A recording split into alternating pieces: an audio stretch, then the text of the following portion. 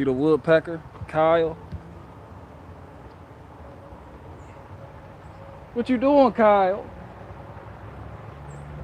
That's Kyle Jr. up there.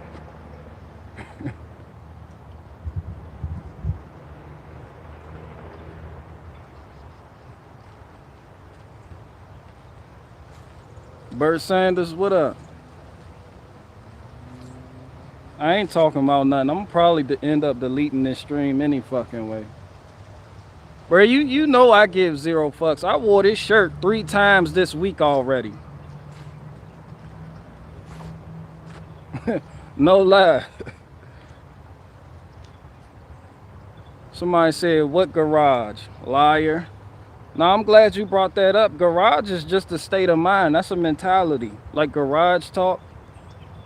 But when I had Barricade, my 96 Jeep Grand Cherokee, that was my garage. It's called a garage on wheels, aka mobile mechanic, with the tools in the back. You know what I'm saying?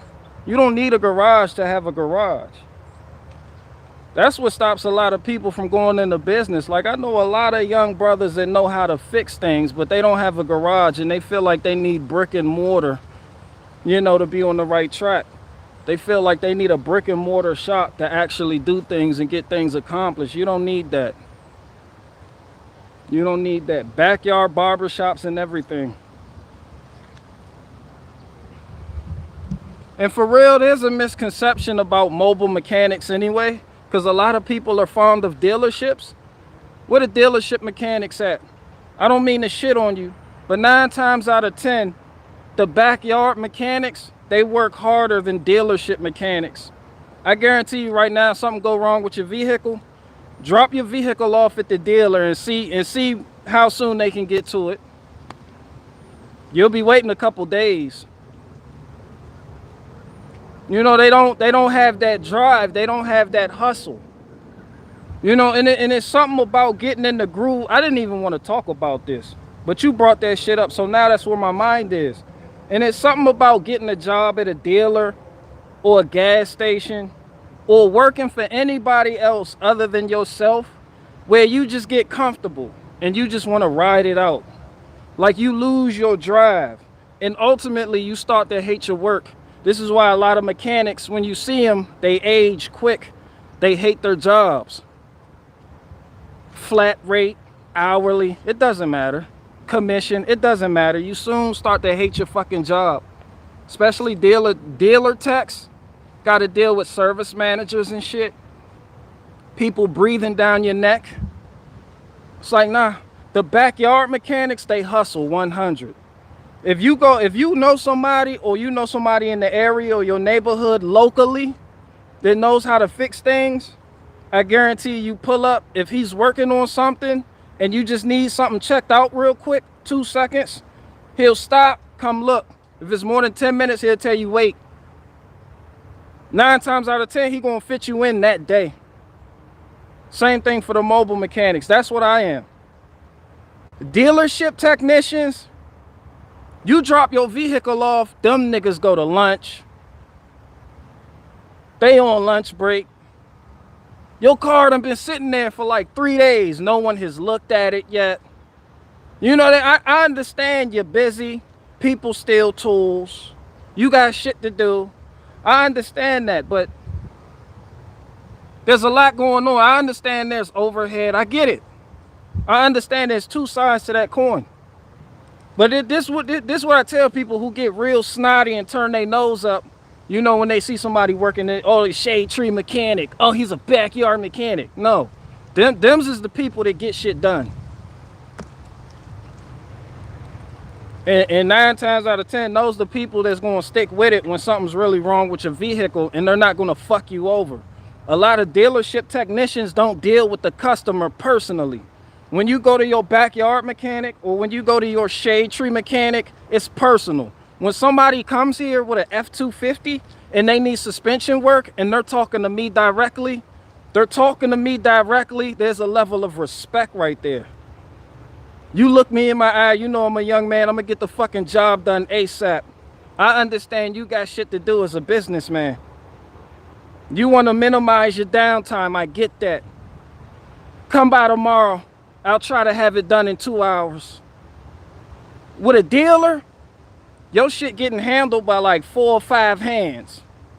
You call a service, you call the people at the front, they're not even the ones working on your vehicle. You never see the mechanic or talk to the mechanic.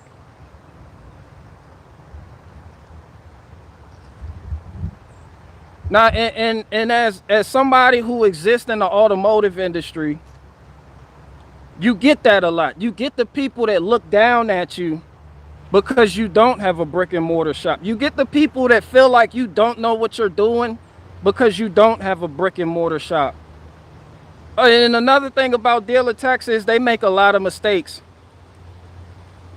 I'll even go as far as to say they make more mistakes than a shade tree mechanic. And the reason they do this and can get away with it is because they don't deal with you personally. They have a liability shield, which is the dealer. Toyota, Honda, it doesn't matter. They don't necessarily have to answer for this. If they snap a bolt, if they break a bolt off in the engine block, or if they over torque, you know, a stud, a nut, anything, they're going to charge you for it. You will be paying for their fuck up. I promise you that. It's just like I told you when I did the rear calipers on a Ford Edge. The only reason it was a brake job, the only reason I did the calipers was because I fucked around and I broke the bleeder screw on the caliper. I ate that. That was on me.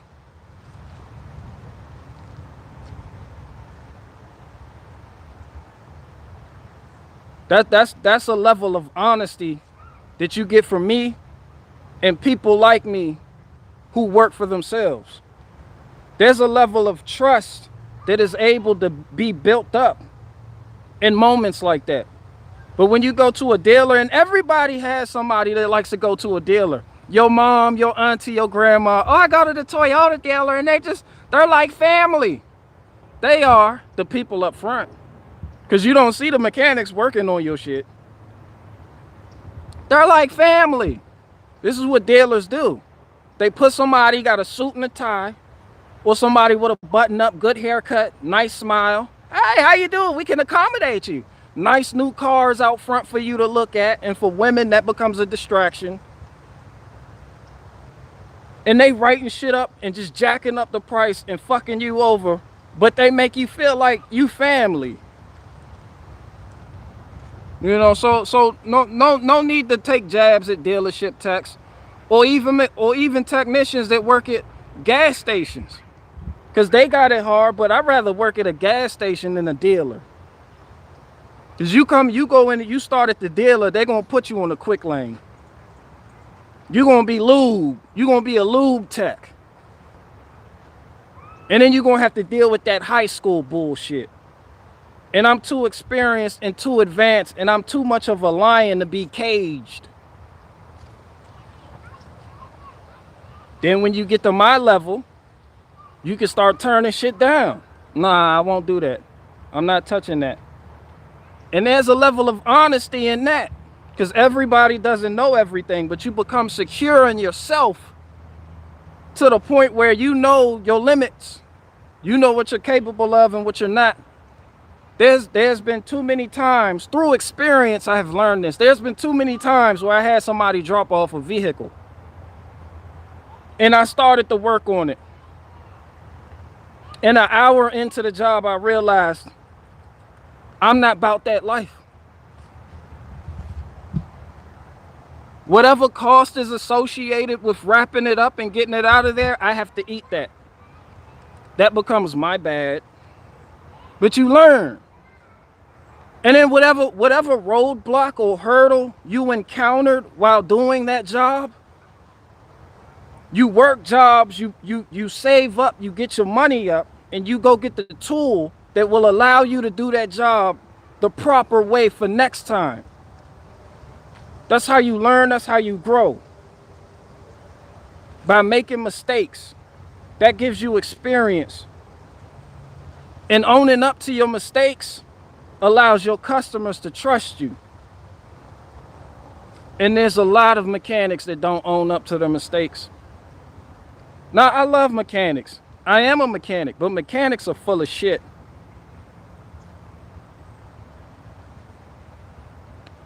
A lot of them. It's hard work. I appreciate the skill set.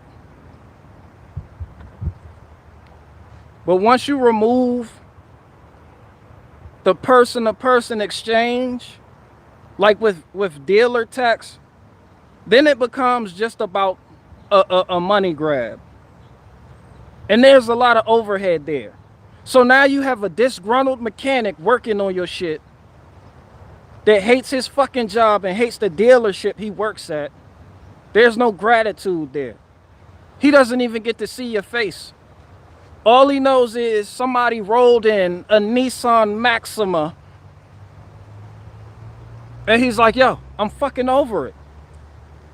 What the fuck is this, man? Whose shit is this? Like, who parked their turd in my bay? You know, meanwhile, there's an old lady up front, you know, just sitting there waiting. But nah, I wanted to go more in depth on, you know, how, cause somebody asked me about my shirts and why I don't have merchandise. And let me be, you know, cordial, calm, and collect about this.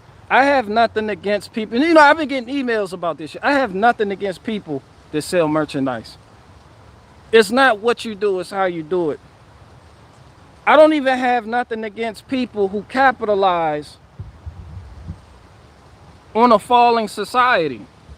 But once again, it's not what you do, it's how you do it. All I do is point this shit out.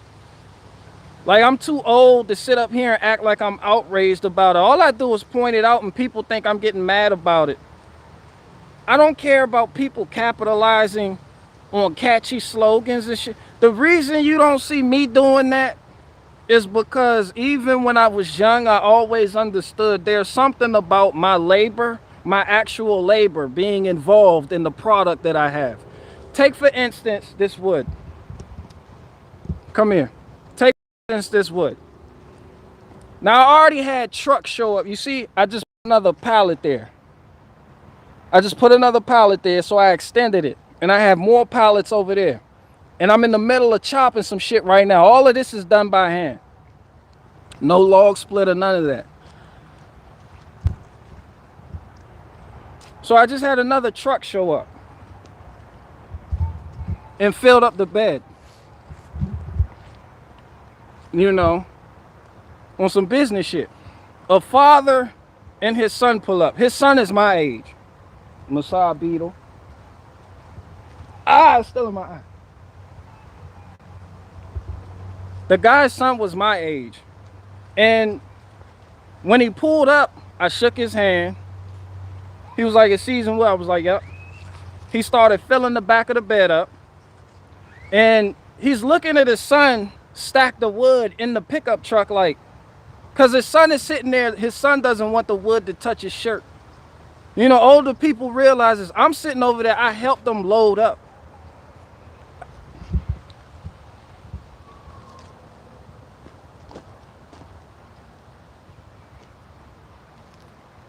Hold on, people, hold on.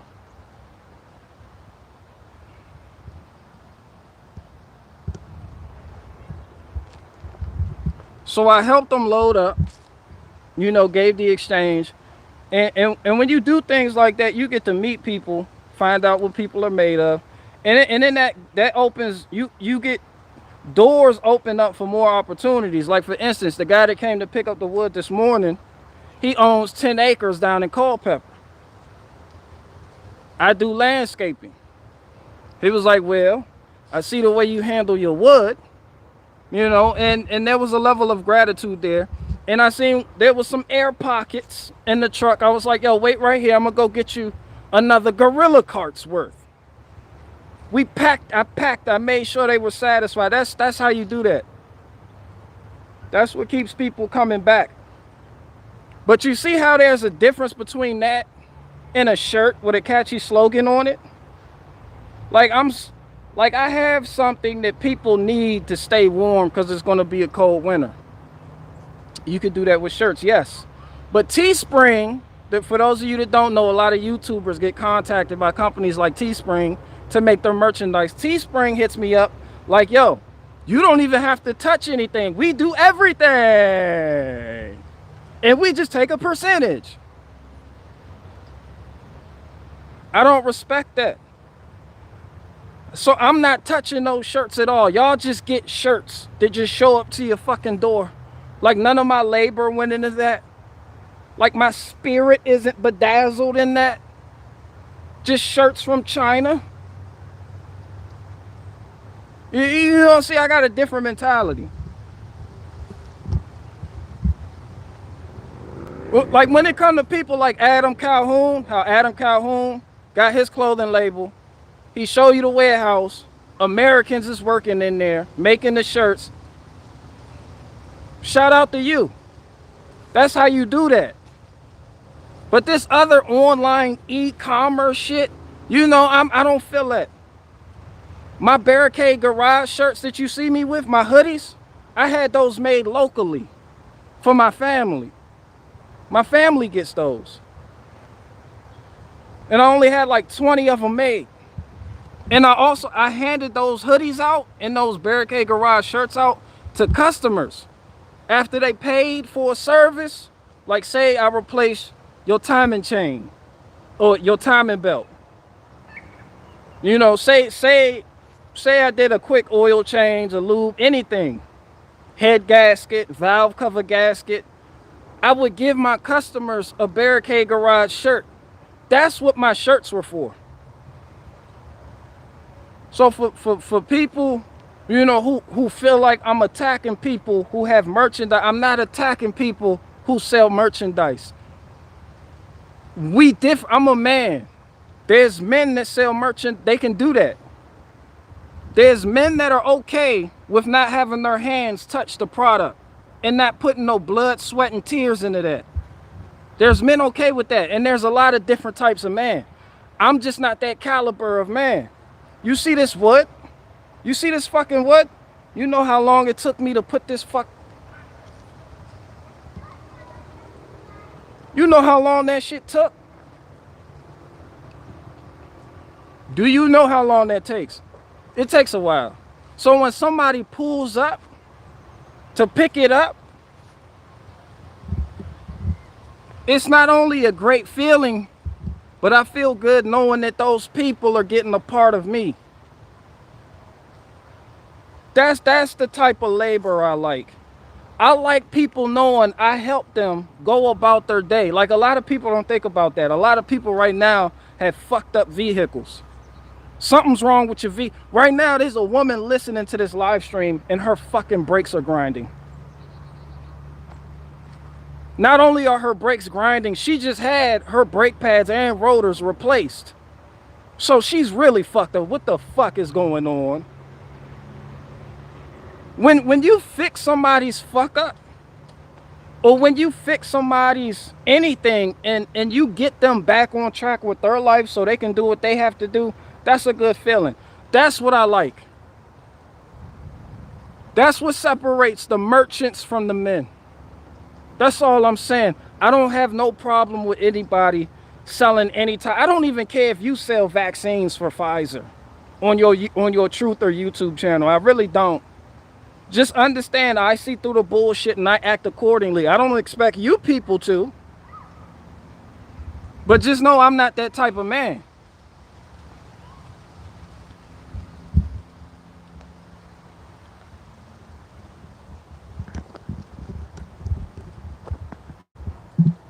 That's for the guy that was, you know, he was, I want your shirts. Now you know why I don't.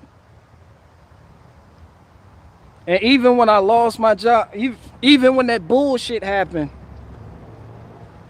I didn't take to the tube like, yo, I need this, come donate to that. Nah. You make shit happen. That's a lesson for all the young men out there. You go make shit happen.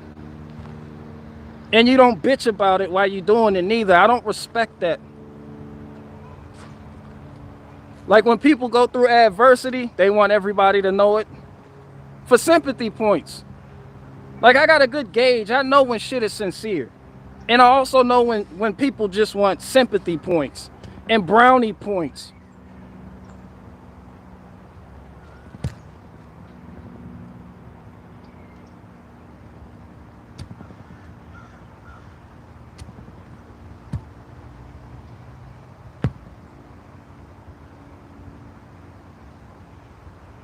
That shit hard work.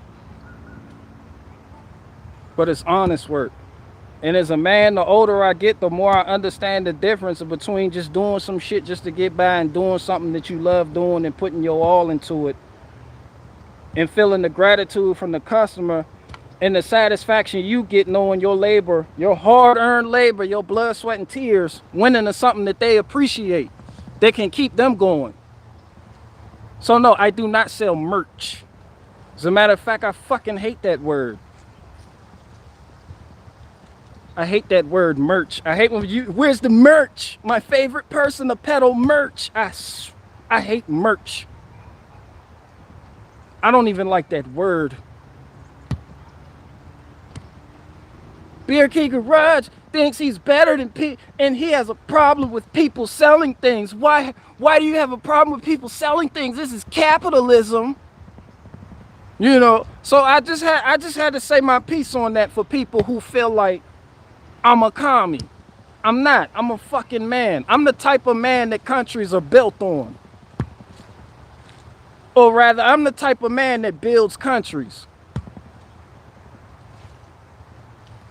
Me and you, we just two different animals.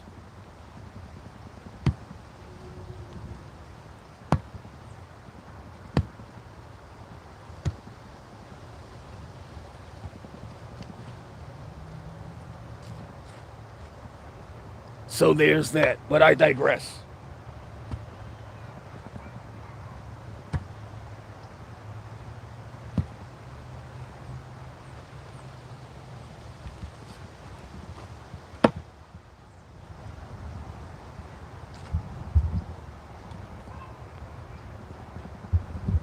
But nah, that shit was cool though, cause I loaded up the gorilla cart, put everything in there, shot it up front.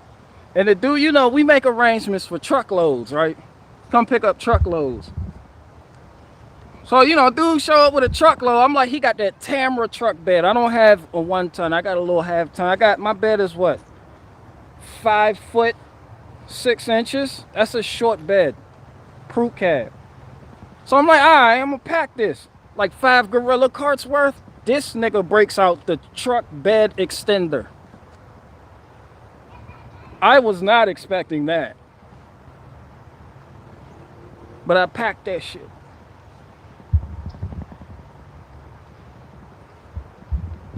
See, that type of shit opens up doors. Now I know he has property.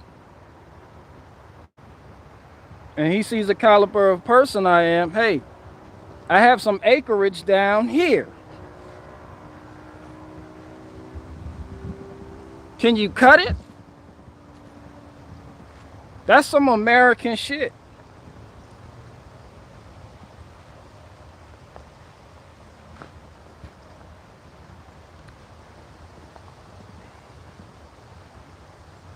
Somebody said, check out the Boring channel. He's inspirational like you. I'm not even inspirational. I'm just, I mean, I guess you could say that. I just do what I do. But I don't like people, you know, when people, because I've been called a commie. Like, you know, enough times to be like, all right, that shit's starting to annoy me now.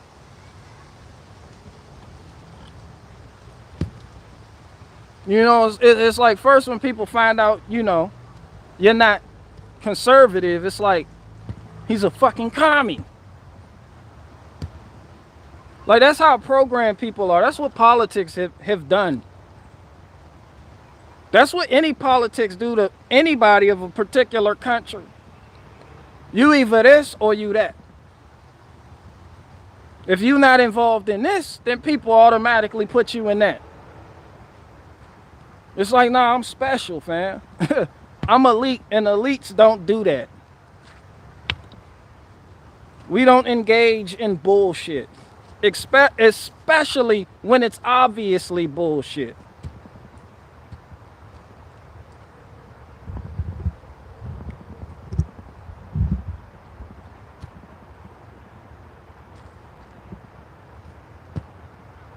Barricade Garage logo hoodies. You can sell you can sell a book. I've made jokes about writing a book. Not that I really am, but I could write a fucking book on how to get shit done. Cause I'm just a basic guy. But there's so many bitch-made men out there that I am fucking extraordinary. And it's like what once used to be common, what once used to be a common trait among men everywhere is now scarce. That's the real shortage. That's not a manufactured shortage. That's not an artificial scarcity. That man mentality, not just saying make men men again, not just wearing a shirt that says make men men again, not just saying you vote Republican or you vote Democrat, therefore by default that makes you a man, not having a perfect beard, not wearing a man bun, not donning the satchel and arguing with people who think it's a purse. The actual mentality. That shit, that the substance that fathers used to be made out of. That shit is scarce.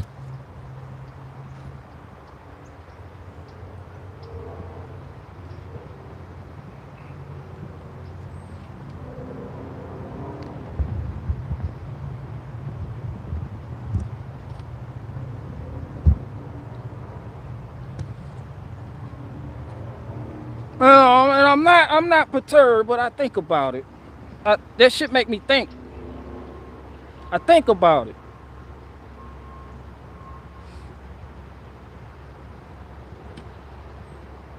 And I'm like, yo, is it the soy? Is it democratic policies?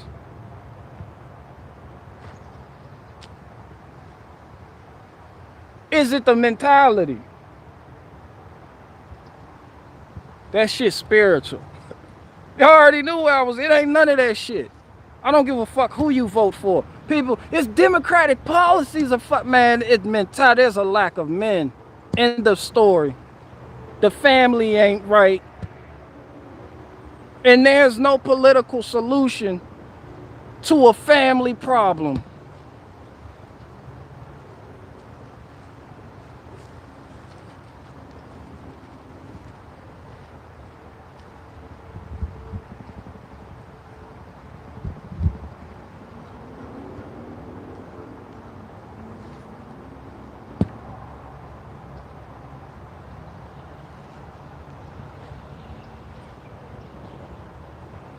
Somebody said if you get a draw knife, that shit went up too fast.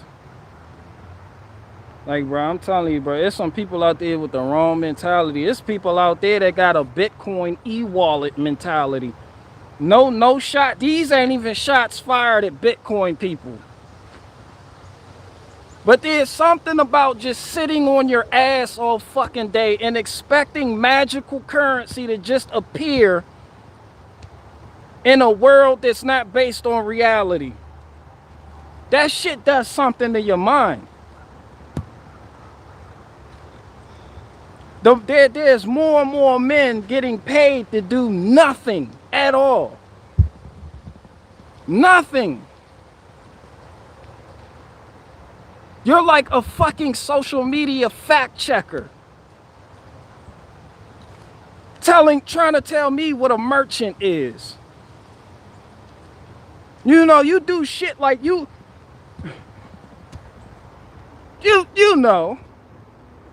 Like you're a fucking nerd. No shots fired at the nerds, but it's not what you do, it's how you do it. I understand that shit has its place in society, but when that shit takes over, you get what you get. You get what you get. When you surrender to the gods of convenience, ladies, don't run around talking about where the real men at. They worship the god of convenience. How the fuck you get fired from your job and you put up a GoFundMe? What type of shit is that?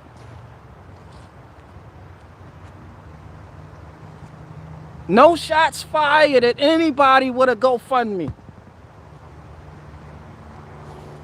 What the fuck is that? I don't even speak that language.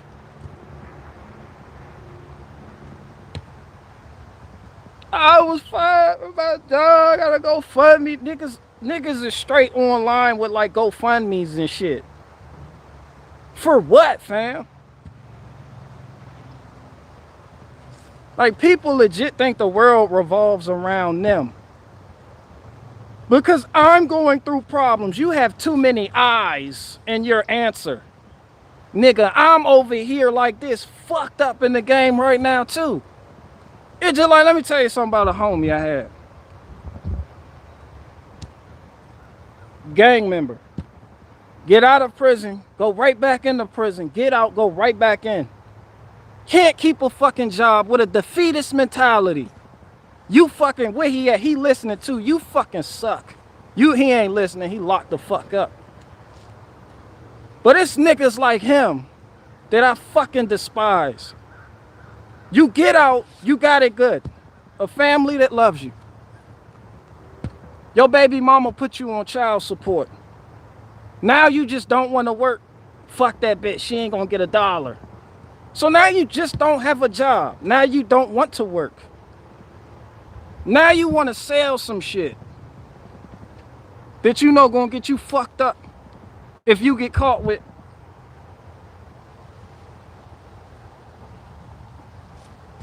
You don't want to do real man work.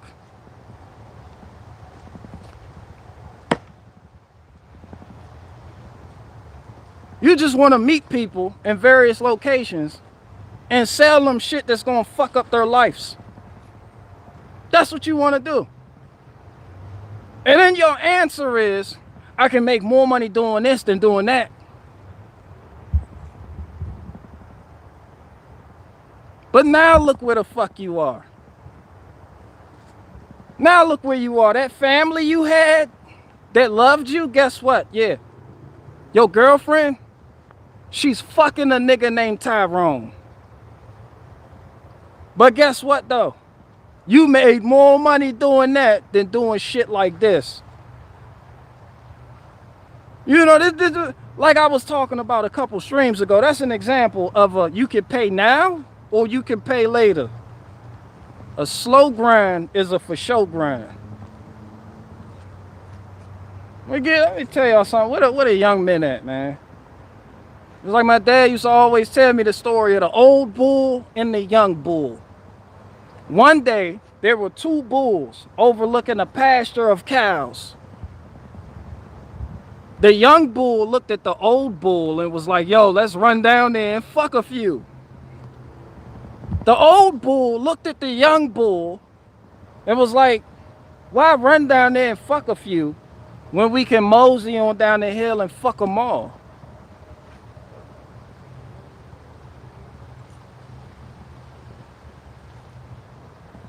That's the mentality.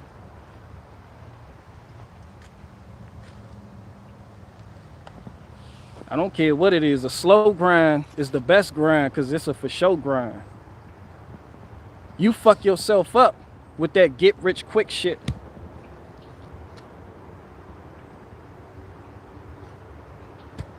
In the end, someone pays.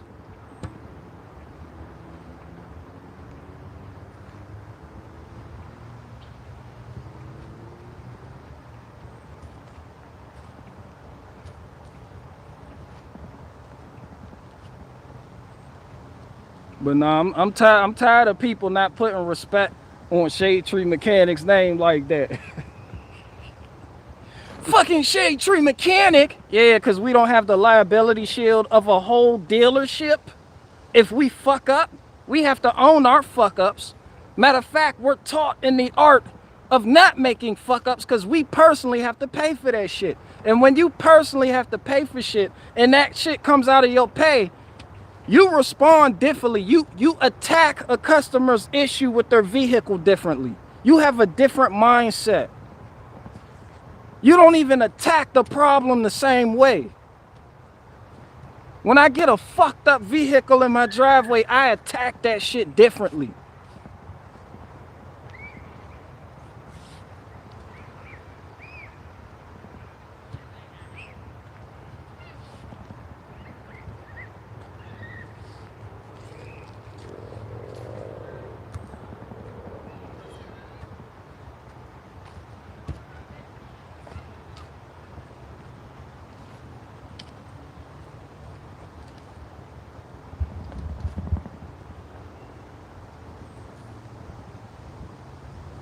E513 said lift or no lift? No lift. I don't even know what you're talking about. Oh, a lift? No. No lift. No lift, just jack.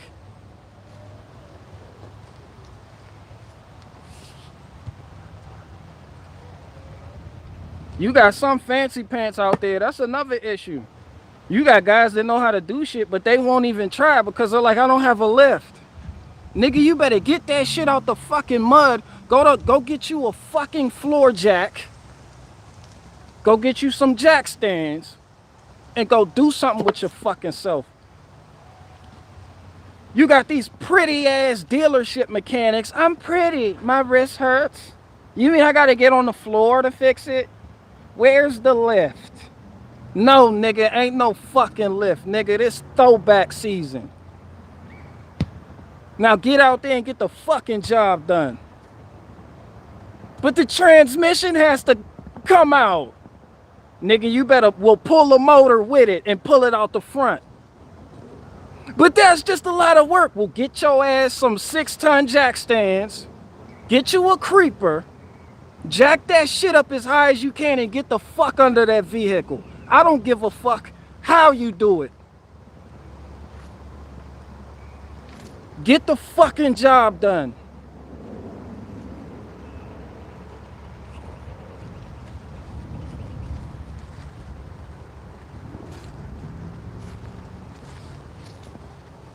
It would be nice to have a lift though. That helps.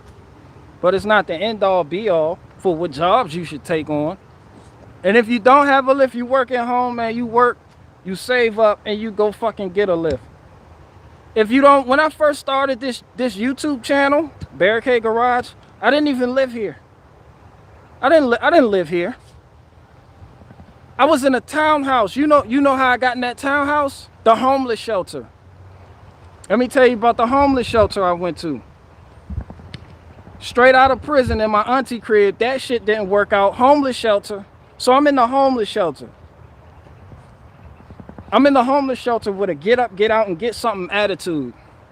The people around me were on drugs. We slept, it was a dormitory style, you know, we slept on bunk beds.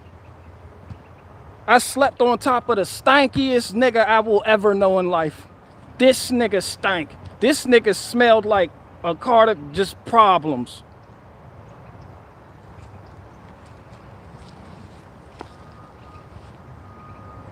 People like to work the system. What I did was took advantage of no rent. Every day I got up, I went to work. I worked at a fucking car wash. I worked at a car wash, making $8 an hour. And saved up enough money for a townhouse to pay the rent on a townhouse. When I found the place, the shelter said we'll pay 2 months rent. We'll pay first and last. The landlord of that townhouse was like, he doesn't have no rental history. So he wanted 2 payments and the last payment before I can move in. The shelter paid that shit.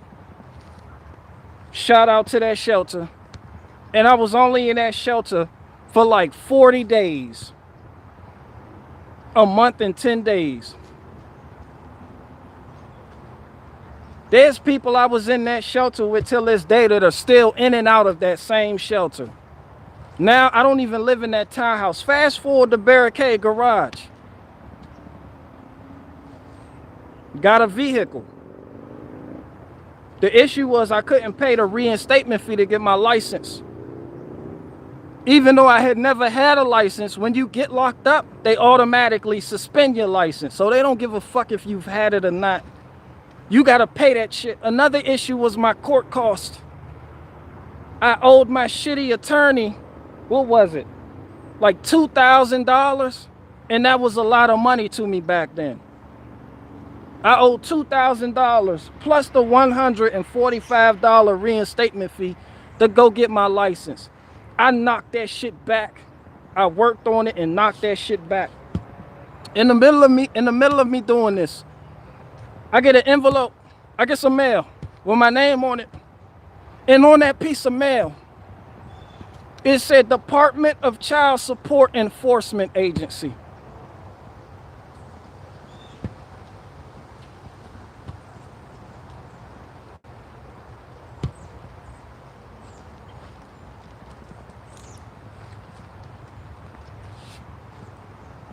Bro, my nutsack dropped when I read that. Fast forward, now they want their money every fucking month. And I still take care of my daughter. Fast forward to the mentality of, I'm not gonna not work just because I don't want to pay child support. That whole drama, that whole issue, getting over that shit, yeah. Enter Barricade Garage, YouTube channel, making automotive repair. A job from working at the car wash to learning how to fix cars and working as a fleet mechanic. Starting a YouTube channel where I did everything at an Advanced Auto Parts. I had no fucking driveway at the beginning of this channel.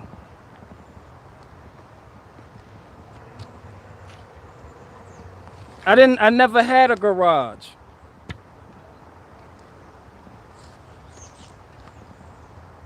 You look at some of my older videos, all of that shit was done in parking lots and people loved it. I used to go to where people broke down at. I didn't sit there on the phone and be like, what's wrong? I have it told them. People's like, have it told, nigga, I'm fucked up right now, cuz. I'm fucked up right now. Working with people. It takes a level of understanding.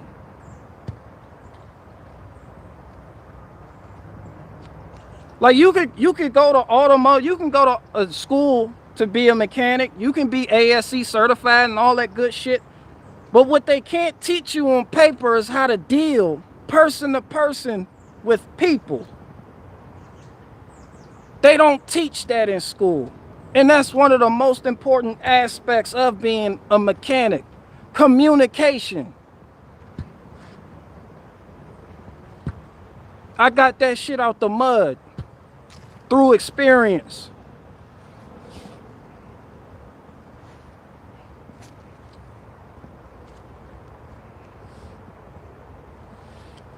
And then the rest is history. Met a good woman, and we moved further away from the city of DC.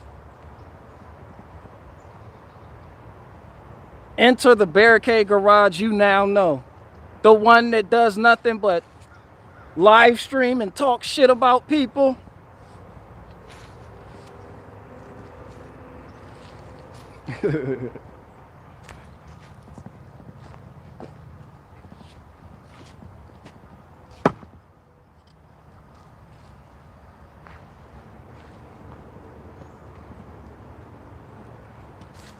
Somebody said prison seems like people skills 101.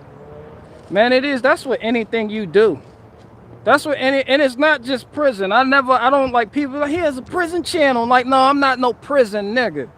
That was a long time ago, but let me tell you something.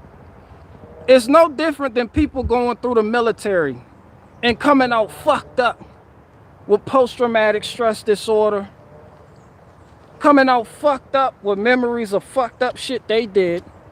You can either go through that and come out better. The way I look at it is prison is a cocoon. Because you sit your ass down. You're taken away from this real world. It's a cocoon. You either gonna come out a butterfly or a fucking moth. And that's with anything in life. Any trial or tribulation you gotta go through. You either gonna come out better for it, not better, or worse. But that's why I say life is what you make it. And that's one of the best things about life. It don't matter what the fuck you went through. You can always flip that shit and make that shit a life lesson. Like, I regret that shit, but I don't regret that shit because I wouldn't know what I know now. Some people leave prison, they go out there fucked up in the world and do stupid shit. Some people don't take time out to better their mentality. I used all of my experiences as tools to put me in a better spot,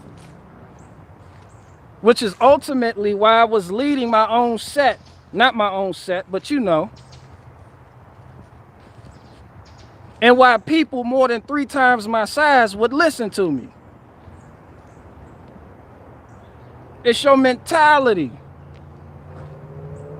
Like, you don't gotta be the biggest, the fastest, the strongest. It's your mentality. I'm trying to tell the young men something out there. Like, a lot of people compare themselves to people physically, and they swear they don't measure up. I don't measure up. I'll never make it. See, it's your mentality. That's why you'll never make it. And it's people like me that'll sit you on your ass. Because I learned a long time ago the world don't owe you shit. And nobody's going to wait around for you while you figure out how to be something. You got to do that shit for yourself. No one's going to wait around for you and hold your hand through it. Can you help me not be a bit? No one's going to do that.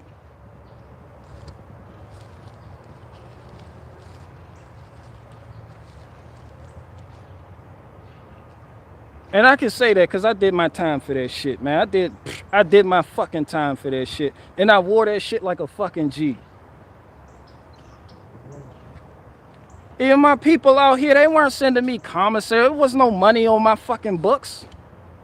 I had the wrong mentality. I had the right mentality, but I executed my decision. I did it in the wrong way. Because I used to look at people and get envious. Oh, he getting commissary. His people sound like they love him. Oh, he got a girl out. He got a girl on the outside. Oh, you know what? Yeah, give me your fucking commissary. Next time you go to the store, here's a list. This everything I want. Hang that shit on the door. Or put it by my door so when the CO pop the door, I can grab it. You don't eat.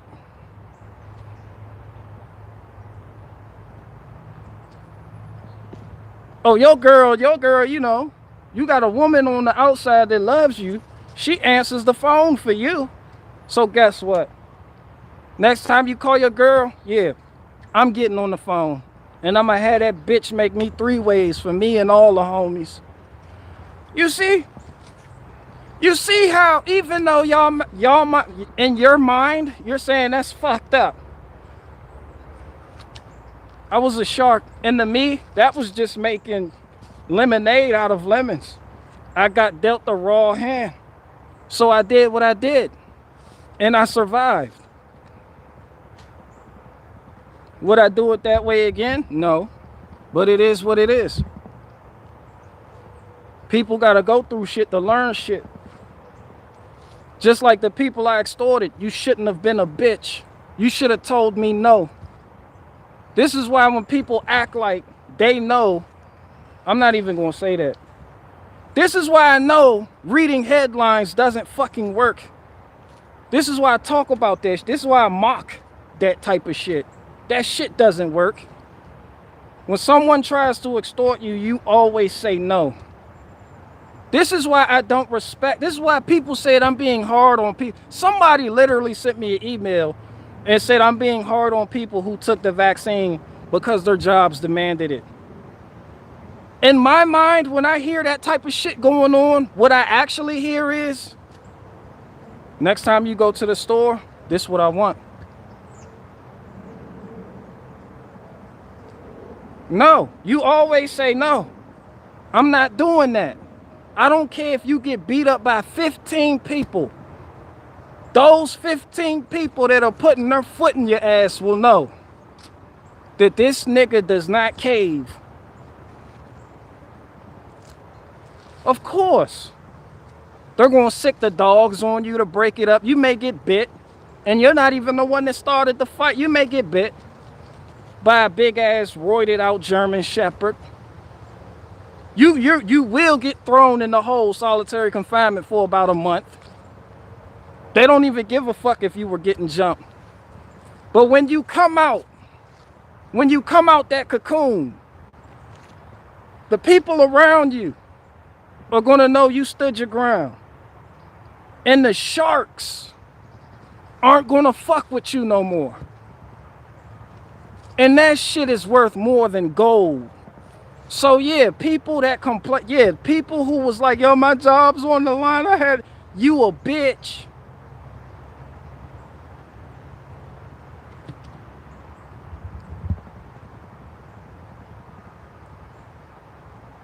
Everyone tramples over a bitch.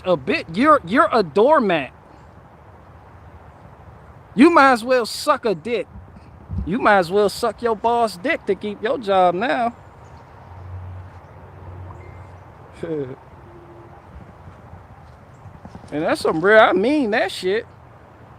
I mean what the fuck I say. You're a bitch and I'm anti-bitch. I can smell it. I can smell it in people's responses. I can smell bitch on people by how they react to certain events.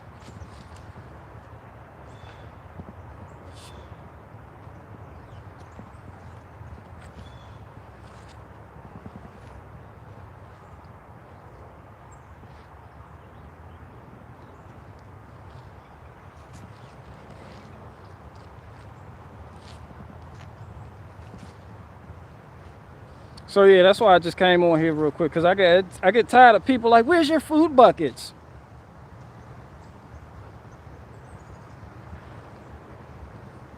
Now, if you people here was around me, y'all could come pick up some shit that I did with my hand. That's a different story.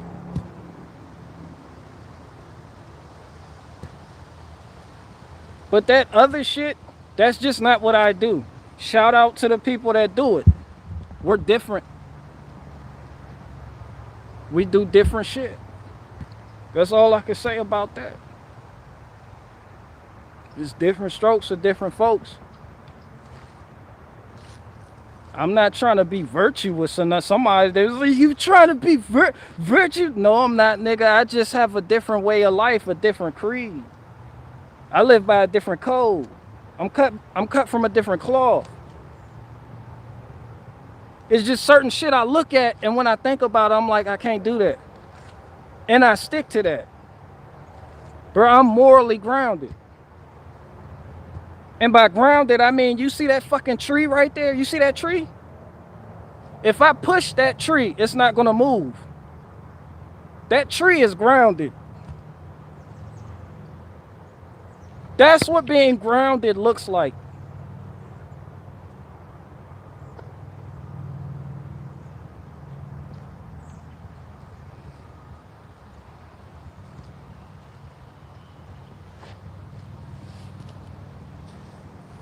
This is what people think grounded looks like.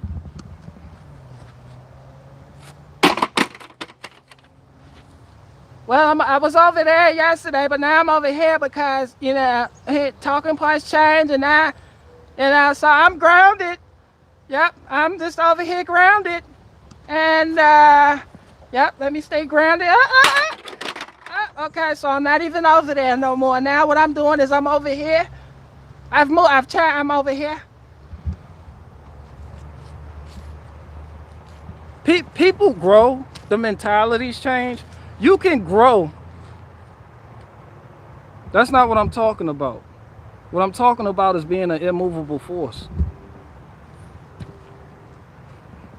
Of course, people change their mind. People realize the error of their ways. That's growth. That's the difference. You see that tree? That tree doesn't move, but it does grow. It doesn't stay stagnant. Just because it looks like it's standing still doesn't mean it's standing still. It's getting taller and taller. But it's still in the same fucking place.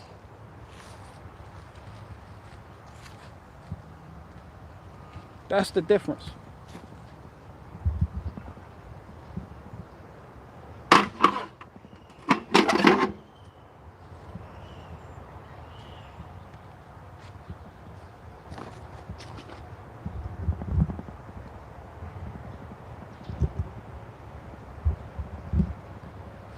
Somebody said, can you throw that axe into the tree? Fuck no. What do I look like, Beowulf to you? I am Beowulf. I am Beowulf.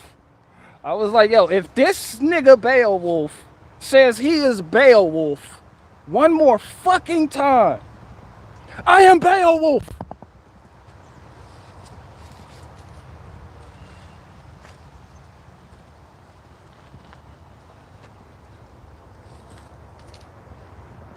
This nigga, the movie open up. I am Beowulf. The movie end. I am Beowulf. Even the monster he slayed, we're like, nigga, we get it. Nigga, chill. Chill, son.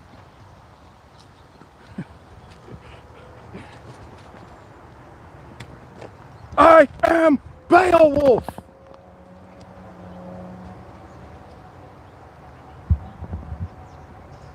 Fuck y'all doing? What y'all out there doing? Watching Kyle Rittenhouse trial? You? I'm just doing that, and I'm just doing something that you would definitely call me moist for. Somebody asked me what I think about that shit. I'm like, you see that tree? I think about the Kyle Rittenhouse trial the same way I think about the George Floyd trial.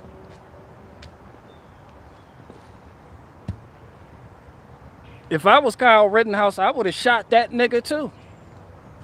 But all I'm saying is once they put it on TV, I know it serves propagandic purposes. Therefore, I pay that shit no mind. Because at the end of the day, I got shit to do.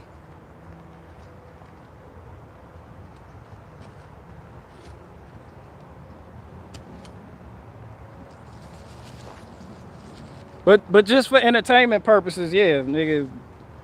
I see niggas get shot for less. He hit that nigga with a skateboard. I see niggas get shot for less. Niggas get shot for asking if they could get 2 for 15. Can I get 2 dime bags for, I don't have $20, I have $16 and get shot. Niggas do less and get shot the fuck up. But now you pepper it on TV channels, and now you got your audience out there. You got your side saying this side saying that. I will not get caught up in that vortex.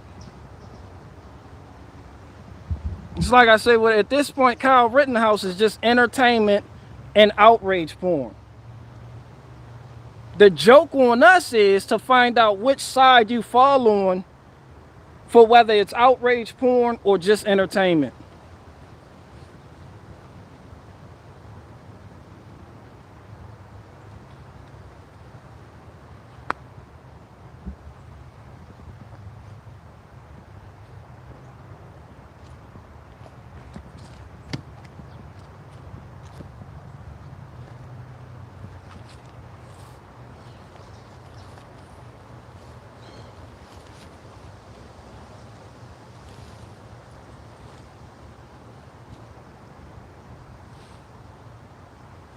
Watachi running free said $15.50 of my peanut.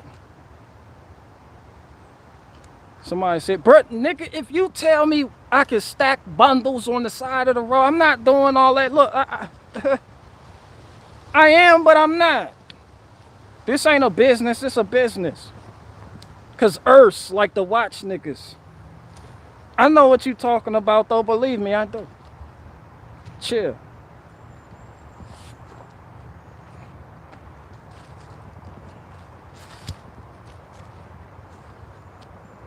Earths like to hop on niggas like, oh, what are you doing?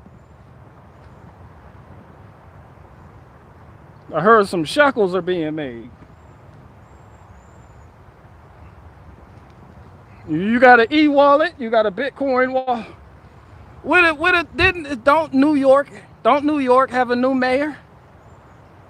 Where the New York people at? Don't New York have a new mayor? He a black man, right?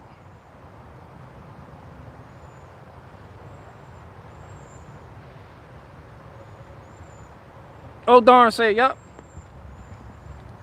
Didn't the New York mayor say he's going to accept his payment in Bitcoin? Did he say that or did he not? Is that what's happening?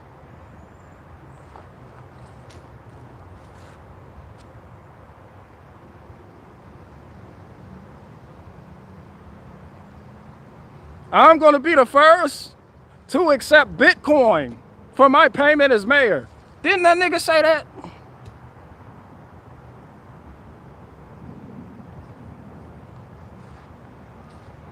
Victoria Lopez said, he said for his first few checks, it doesn't matter.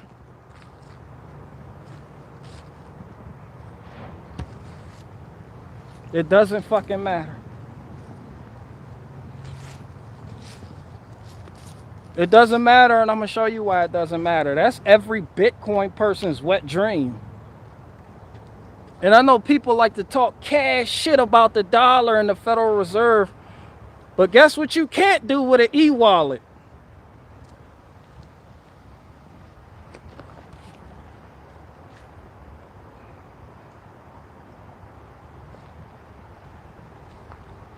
Without them being, oh, wait a minute, nigga.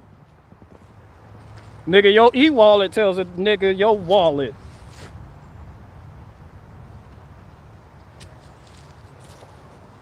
You can still kind of fly under the radar with cash. But let's say you load up a pickup truck filled with that, and the nigga's like, all right, I'm about to send it to your wallet right now. You got the answer for that.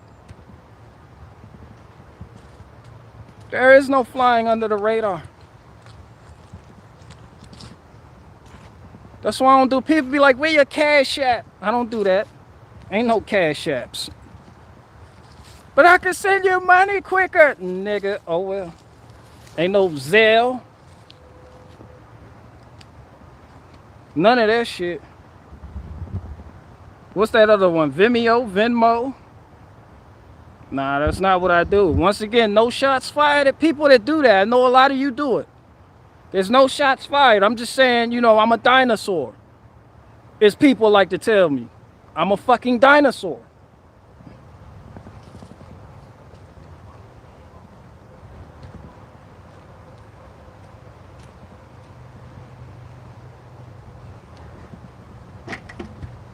Not really, but really. I do modern shit, but you know, modern people feel like, yo, that's not modern enough, fam.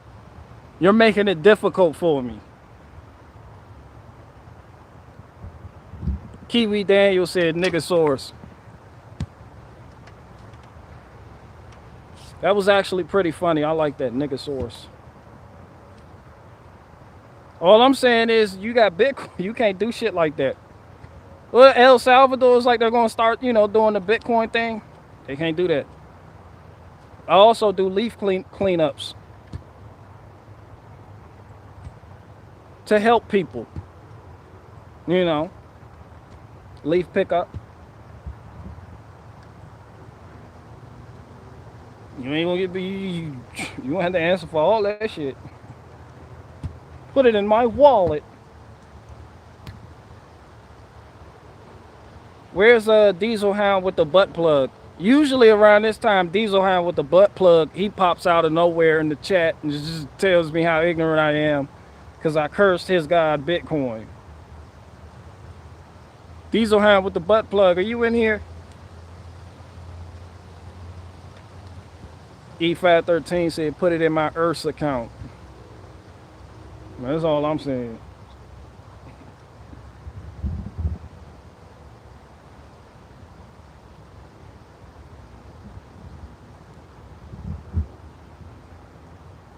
Freedom Inc., why'd you say don't get a diesel? I didn't see that comment when you said it, but why you say don't get a diesel unless you have to?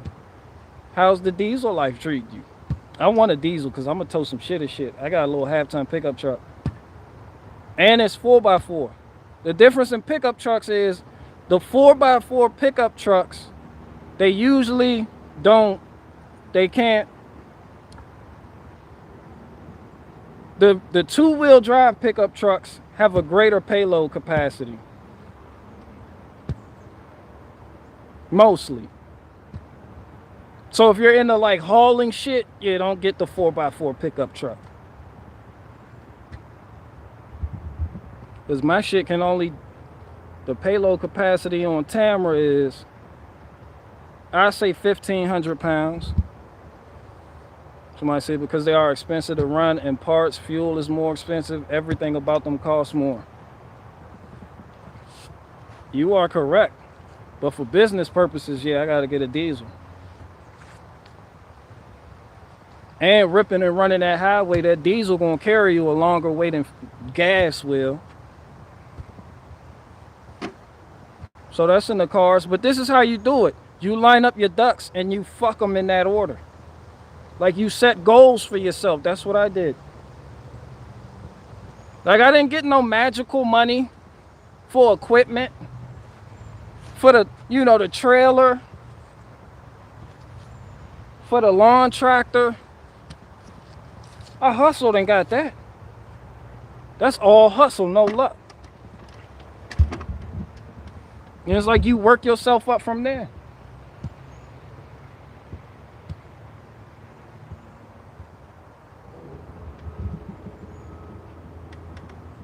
Shit.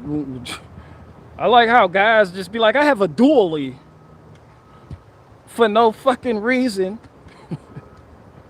My dually. Bro, I have a dually, bro. Bro, my fucking dually, bro. Have you seen my dually, bro? Look at the 4 wheels on the back, bro. Fucking 4. You'd be like, what's in the truck bed? Fucking paper mache small hats. That's all I could put in there. That's all I really don't do much. I got a fucking payload of paper mache small hats though, bro. In my dually. In my fucking dually.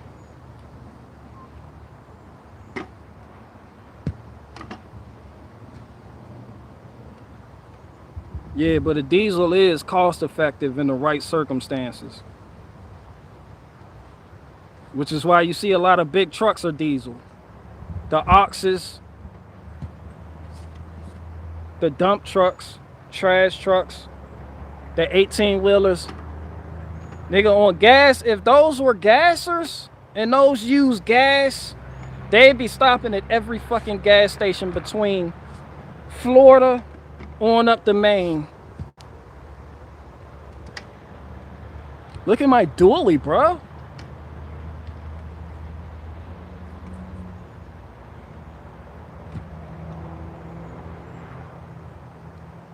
Sounded like Christopher Walken was saying dually. My dually. That does not sound like Christopher Walken, bro. Look at my dually, bro. I have paper mache small hats in the back. Somebody said need a 4x4 in the Northwest. No, nothing. I like 4x4s, but they don't handle the load. They can't handle a greater load than what a 2x2. A lot of them. I don't know what trucks are doing what now, but that's typically what that is. Like a lot of people, they'd be like, oh, all I can find is trucks that are rear wheel drive. That's because they handle a greater payload than the trucks that are 4x4. I got a twin turbo, but that shit has had rattle problems from day one. You better than me. I can't do turbos, Athlete X. I'm just not one of those guys. I can't do it. To each their own. I just can't do turbos. And car manufacturers got all the sense. Car manufacturers, they're comedians. They do shit like, I can't blame it on the car manufacturers because they're getting pressured by the EPA, the Environmental Protection Agency. The same Environmental Protection Agency that brought you the catalytic converter, yeah, them. So now, if you notice, all vehicles are getting more and more streamlined. That's because they're trying to achieve a fuel efficiency standard that's set by the EPA.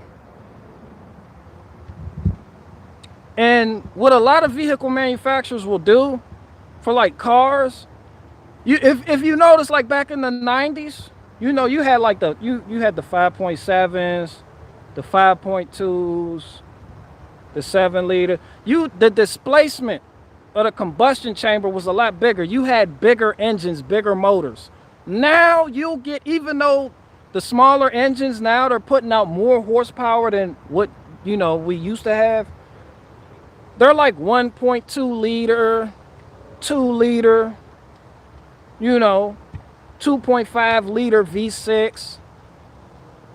The liters are shrinking due to pressure from the EPA. Smaller engine, less weight. So in order to compete with the horsepower that the market calls for, they will slap a turbo on it. So now everything is turbocharged. You get a car off the lot, it has a fucking turbocharger in it.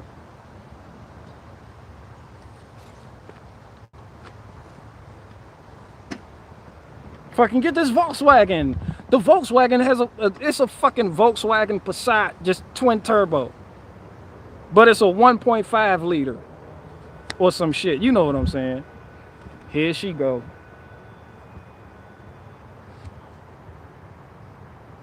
Somebody said, I'm about to hustle my crop I grew while I was in jail buying the axe so I can swing now because I was in jail. Man, shout out to you.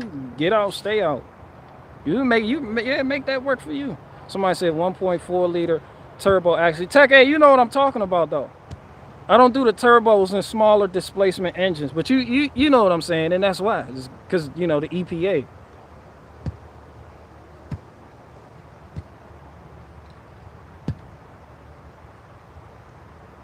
Just like right now, vehicle manufacturers have no choice. They have a choice, but they have no choice but to start making electric vehicles. So that's what happens, and now you get companies like Volkswagen saying they won't produce gas engines after, they won't sell vehicles with gas engines after 2030. BMW saying the same thing. Ford saying the same thing. That's why. Not because the market truly calls for us, but because these companies have been propped up with money that they signed on the dotted line. Yeah, Lucifer always comes to collect. The electric vehicle market is not organic. No one out here is like, oh, I need an electric vehicle. And I can tell you why. It's because as humans, we haven't had produced in mass. We haven't had electric vehicles long enough for the market to actually dictate that we go in the electric vehicle way. No one's buying electric vehicles in mass in order for these manufacturers to support actually making them. What happens is they get a lot of money. They get propped up, bailed out, more and more money from people that tell them what to do. That's how that happens.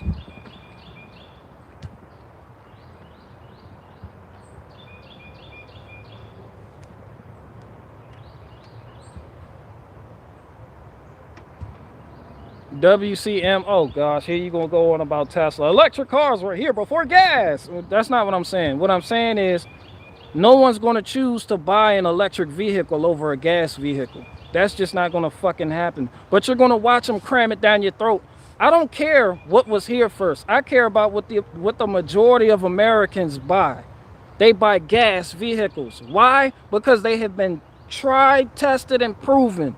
Gas vehicles have withstood the test of time. Electric vehicles, no, they haven't.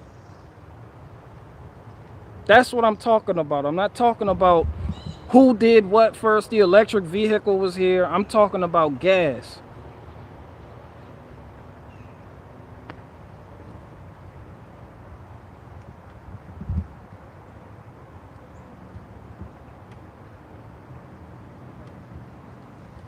Somebody said it's meant for rich people. You think you could charge the car in the parking lot? Exactly. And they don't even have electric vehicle infrastructure, a stable electric vehicle infrastructure.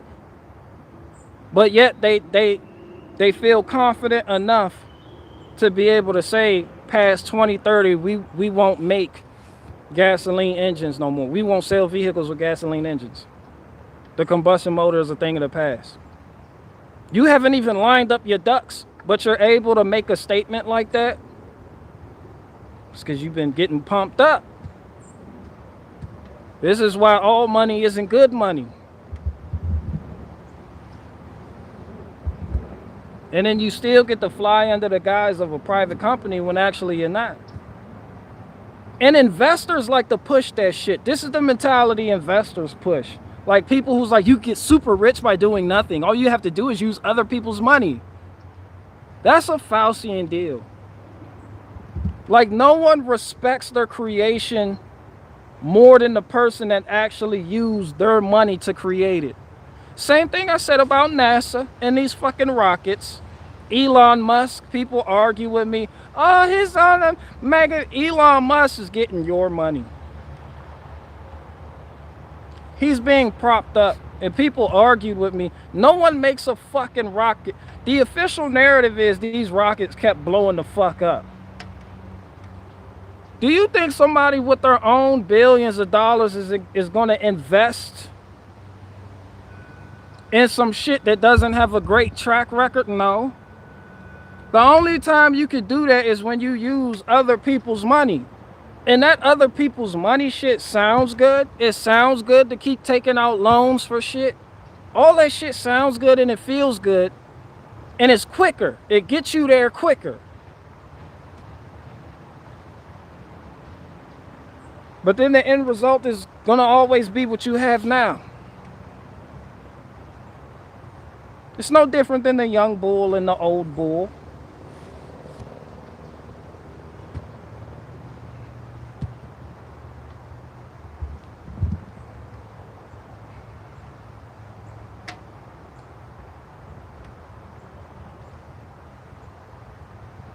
Somebody said fill a tank in 5 minutes, drive the car for.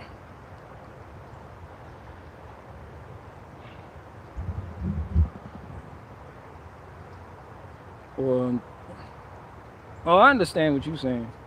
You're talking about gas prices rising. I'm not even complaining about that shit. So ain't nothing but something to do. And people are gonna get mad and say tell that to the millions of Americans who can't afford it. Ain't nothing but something to do. You see what's going on, prepare. But you don't want to do that because you're too busy buying food buckets from truthers. Aren't you? You moist towelette. But nah, I ain't come up here to sit here and complain about the prices of gas and be like, we should go the electric route. I don't give a fuck. I don't care if gas costs $10 a fucking gallon. I have zero faith in electric vehicles for the long haul, other than the means by which to better control you. Just like when that OnStar shit came out and everybody auntie hopped on that shit and had that shit put in their Suburban. And then they started shutting people vehicles off. Y'all remember that shit? GPS location and shit. They're like, how the fuck you know where I am? I'm like, OnStar, duh. Yo, shit disabled. Some people buy cars from the dealer, they got that shit in them. The dealer can disable it because you won't make your payments. Because you sitting there and you deserve to have it disabled. Because you sat up there and went into debt in order to get a new Nissan Altima. You moist towelette.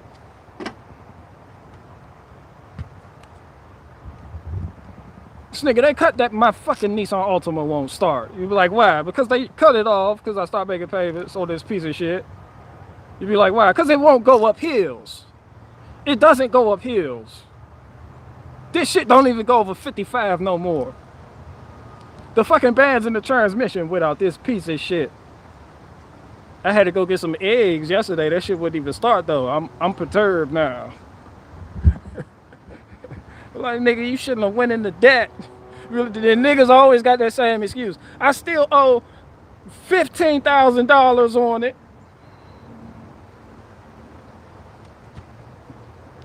They came and they got my shit. They don't even come pick it up. They just disable it. That's way more demoralizing than having your shit picked up and repossessed.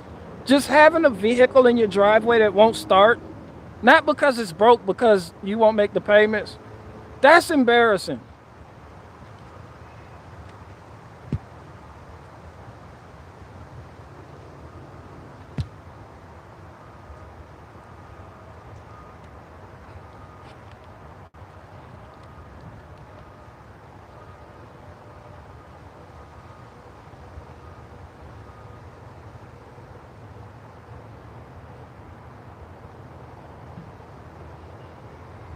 Barry said Tesla is a sham funded by federal money. Man, look, calm down with that language on here. The Elon Musk fanboys will come out in numbers. They're like the hog people, but they just have hard dicks for Elon Musk.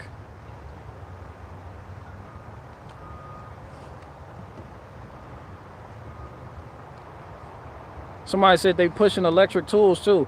I've noticed that. So I'm gonna start getting more and more gas tools. It's good to have a wide variety. And I do like the convenience from a mechanical perspective.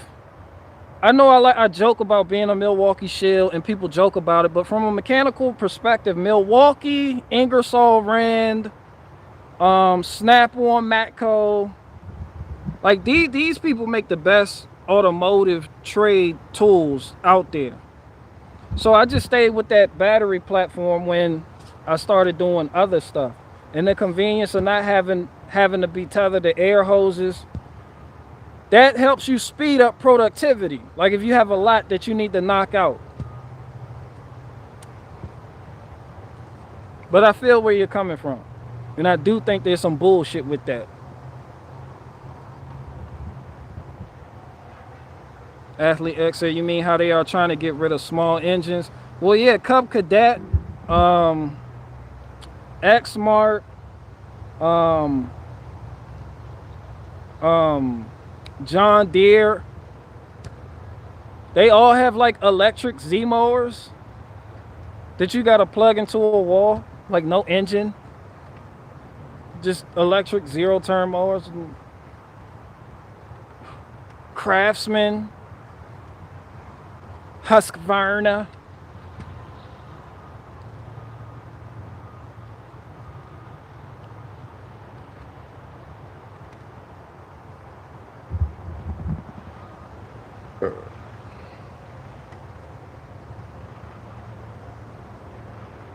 Somebody said Predator engines are terrible. They are, yeah. I mean, I can't say, yeah, I have no experience with a Predator engine, but I know Harbor Freight do got them cheap replacement engines, like the vertical and horizontal engines.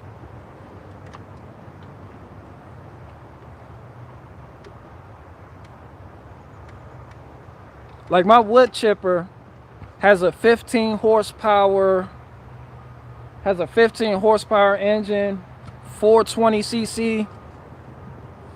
And when I was in Harbor Freight getting the axe, I was like, yo, I might, this might be a great replacement engine, but Harbor Freight's track record. Harbor Freight got some good shit, but I was like, nah, I'm not gonna do that.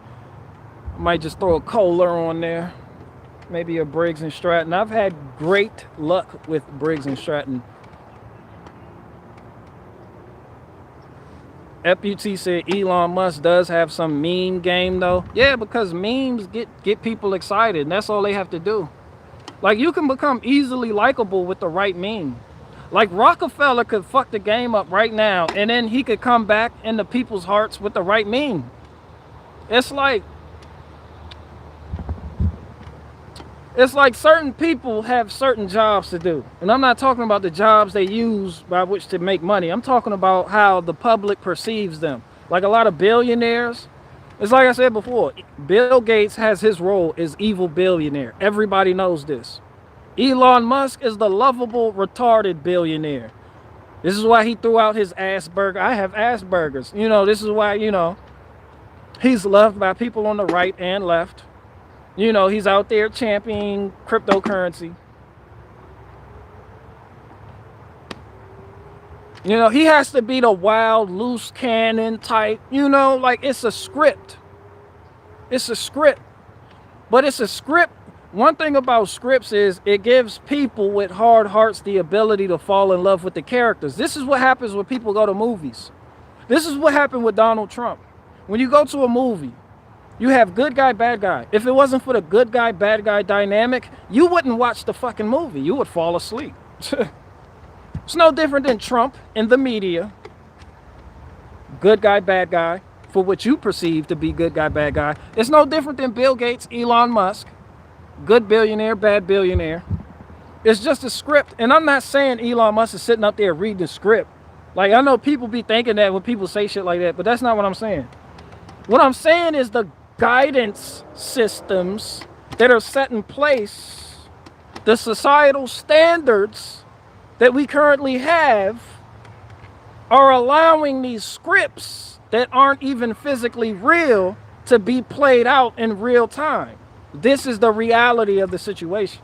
So don't think I'm talking about Elon Musk sitting up there with a booklet on how to be fucking evil. I'm not. This is just what happened, folks. This is how it is. You know, this is, you try to tell people how it is, and they tell you, and they say no. That's all I'm saying. Exactly, it's all entertainment, especially when somebody can meme. Especially when you're like, yo, he's an asshole, but he can meme. There's no other reason to like this person other than he makes good memes. Like, I seen memes for what they were back in 2015. When they really got popular back in 2015. It was like little entertainment bites. Little bits of little sketches. You know, like, it gave you a doorway to look into somebody's mind or how they thought. I first saw you know, I was in the automotive world, so I saw all the automotive memes. And then you get into the political shit, and it's like, but if you choose a side, it becomes funny. I get it. You know, people make memes on what they perceive to be real issues, and as a way to lighten the mood on them, or just to make jokes. But I don't know, the memes have infiltrated the hearts. That shit get past your defenses of looking out for bullshit and allows you to start loving weird people. He can meme though. Fuck them memes. Go split some wood.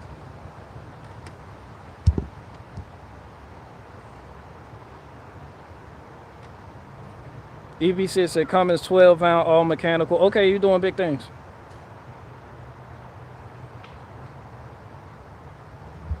Dave Mark said memes aren't made, they are stolen.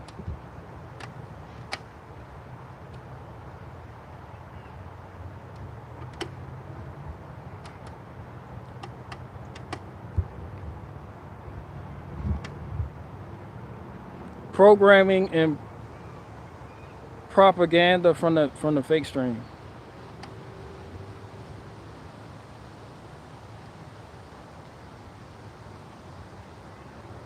And for real, just with the dynamic I just showed you how it plays out in movies, good guy, bad guy, Trump media, Bill Gates, Elon Musk, mainstream media, alternative media. It's right there too. It's the same with the mainstream media and the alternative media. Good guy, bad guy. And it's all in your perception. The older people, mainstream media, good guy. Alternative media, bad guy. A lot of the younger people, alternative media, good guy. Mainstream media, fake news. You're being played.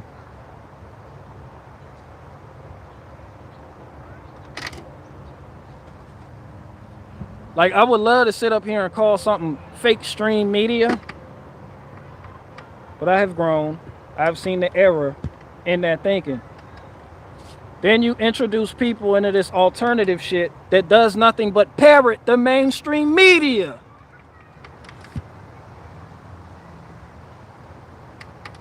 So now it's all the same shit, just with different titles.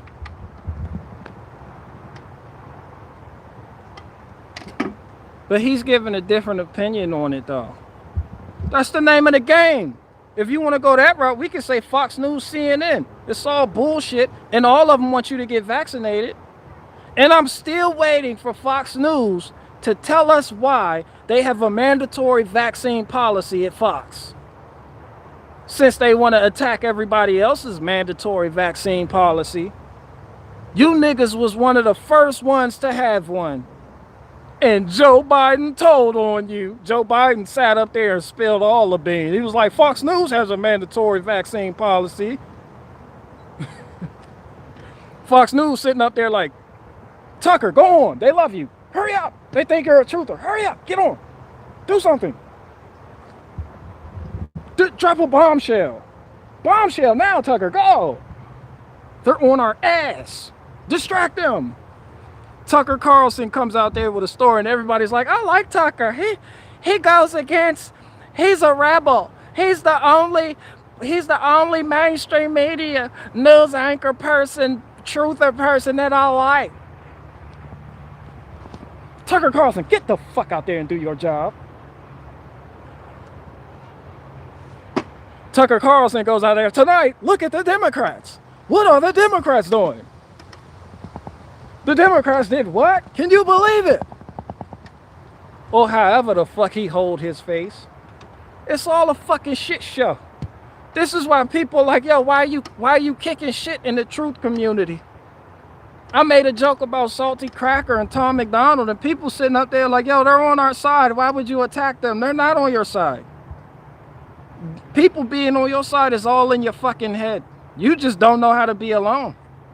You probably don't love yourself. So you cling to internet. I'm not going to say that, but this is typically what people do. They gather to themselves daddy figures.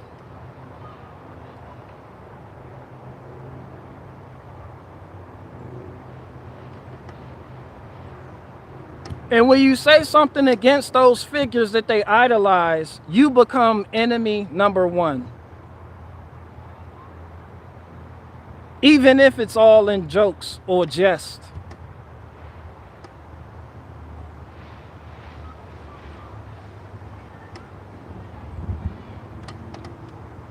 Well, once again, I'm not attacking people. I just see things for what they really are. You know, it's one thing we all help and learn and grow from each other. You know, we different. You like we family. But don't idolize me. My shit stink just like your shit stink. That's all I'm saying. Some people don't know how to separate the real from the fake. But they want to have somebody on their side because they feel like the walls are closing in. So they cling to a figure like Tom McDonald and his lyrics, all of which he got from memes, by the way. And now that becomes an idol. And now when you talk about Tom McDonald, giving your opinion, all that free speech shit they talk about goes the fuck out the window. They attack you. They come after you like you just came after their auntie in real life. I'm like, these are internet people. Go love your family. Go split some fucking wood. Go change the pitman arm on a pickup truck. What are you sitting up here getting upset about? You let an internet person upset your apple cart over another internet person. The fuck is, you got issues. And these are the same people saying, make men men again. These are the same people saying we need to fix America. These are the same people saying we need to wake people up.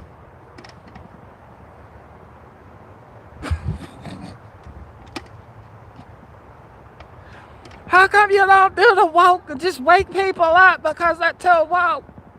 Hey, you can go after the woke mob. How come you don't go after the woke mob?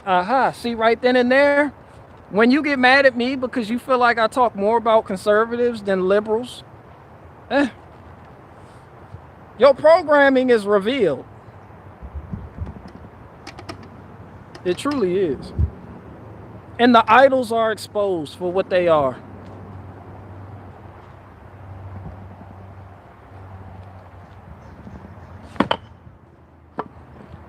That was a weird flex, but okay. Hello to you too. So that's all I'm saying, people. Don't worship man. Same shit I always say.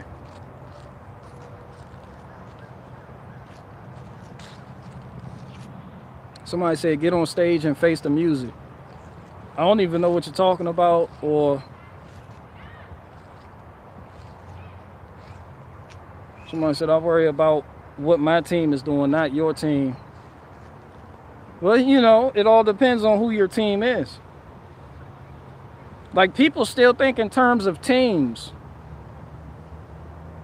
I would like to think in terms of community, which is a lot different than teams, but that's where it's at. Just like the people who come here to get stuff, you know, Earths be on it. So just like the people who come deal with me, you know, all that shit is local. Good people. Honest people. They work hard for their money and they want their money to go to something.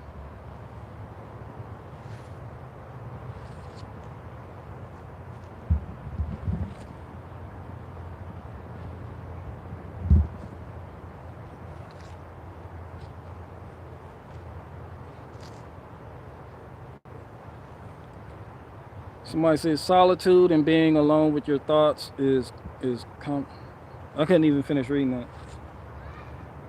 I had a lot of time to think about myself, my error. Yeah, you can call it solitude.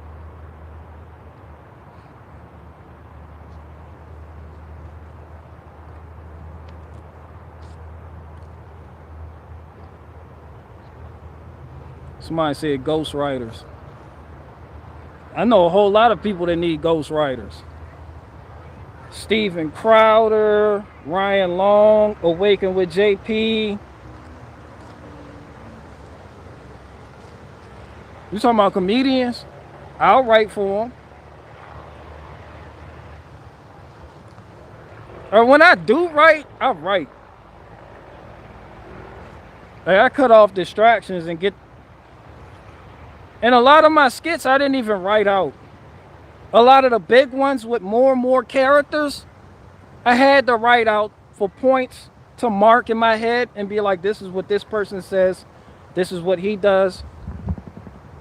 But that JFK sketch with Boomer Homie, I didn't write that. I just got on the phone. Hello. Where are my weapons of mass destruction? Well, this is Senator speaking. I'm calling my senator because people keep telling me to contact the senator about these gun rights. Now, what the fuck can you do for me? I just rolled with it. I rolled with the punches. But I can write. And I never use ghostwriters. A lot of these other people have ghostwriters. And y'all think they funny. No. Their writers are funny. Y'all thought Dave Chappelle was funny. His writer is funny. His co-host, or Ashy Larry, was funny. Charlie Murphy was funny.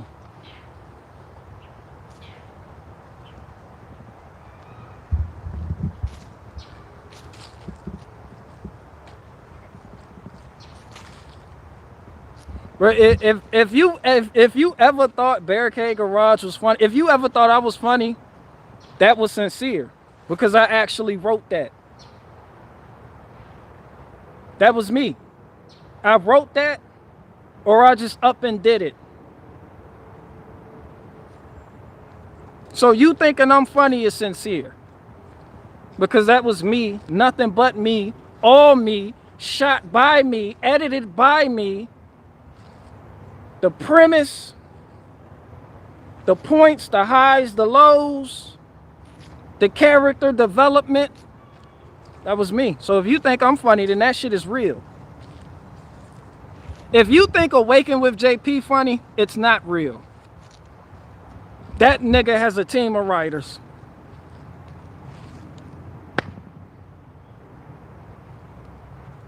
No shots fired at Awaken with JP. I'm just saying, a lot of people don't know how to separate the real from the fake. A lot of people are being fed talking points that they don't wholeheartedly agree with. They just do it because this is what the people respond to, because I have developed this type of base. So I have to keep producing this type of content, even though I'm a Bernie bro. Over time, people change. I'm not putting a cap on nobody's mentality, but you got writers, fam. I'm just saying, nothing wrong with that. A lot of people don't have time. Kevin Hart has a lot of writers, and he still isn't even funny. Kevin Hart is dumpster juice. But I can't put all that on Kevin Hart. Kevin Hart and his writers are dumpster juice. You see how that works? If you say Barricade Garage is dumpster juice, nigga, I'm just dumpster juice. There is nobody else to share the juice. That's life. And love is life, and life is living. It's very special.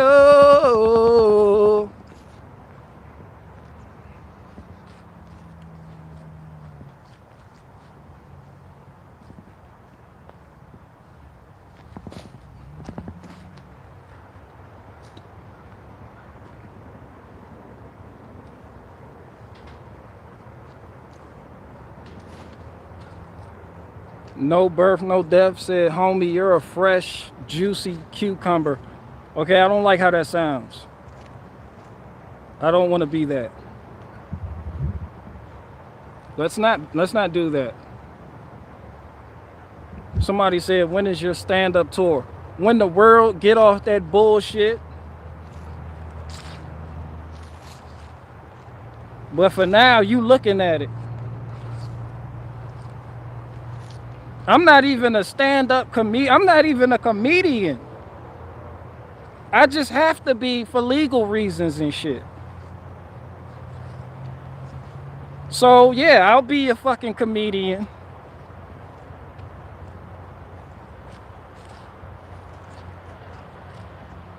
Ryan Long needs I'll write Ryan Long if you watching this. I'll do some work for you.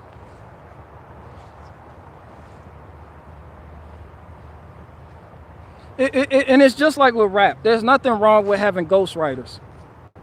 Like Drake uses ghostwriters. It's just, that's the industry. That's the field. These people have a craft. These people, they don't have the stage.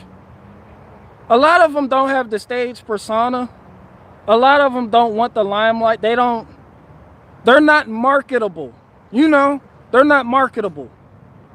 So they write for people that are marketable. And writing for people, that used to be a great gig. It still is for the right person. But right now, it's really not.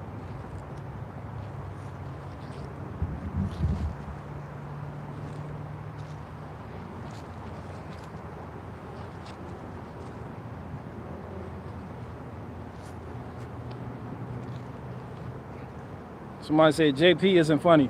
Man, listen. You call me a hater, you can call me what you want to do. There's something sinister with Awaken with JP. I can't even put my finger on it. There's something there. Anytime I see the thumbnail, when I'm scrolling past, it just feels like I'm immersed in subversion of some sort. You ever get that feeling when somebody's saying all the things you want to hear as somebody who adheres to the dogma of the political world, particularly on the right? They say everything you want to hear. But yo, there's something about you, fam. And then I figured out what that something was. And then I shared with people what that something was in a skit. And I got attacked. Literally, I got attacked on Instagram by every Honda Pilot driving soccer mom this side the Mississippi.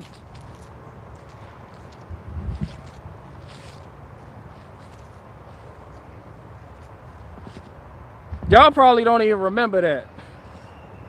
When, you know, when in that skit I did, playing the bass guitar, and I was like, this is why weak white men like Awaken with JP support Black Lives Matter. They did not like, bruh, woo! Bruh, I heard the unsubscriptions happening in real time. Like, I heard them. How dare you talk about Awaken with JP? Somebody told me I took his style. You stole his, you're trying to be like him. Somebody told me I was jealous of Awaken with JP. But once again, this boils down to authenticity. I don't have to argue with people to know the truth. And everybody doesn't have to believe what I believe. I know what I know, and that's good enough for me. So I don't feel the need to combat everybody who says bullshit against me. That shit just gonna wear you out. But what I said was true. That nigga did support Black Lives Matter. At the time, and right now, you could look and be like, everybody learns in their own pace. And when JP was hot and Black Lives Matter was burning down cities and shit,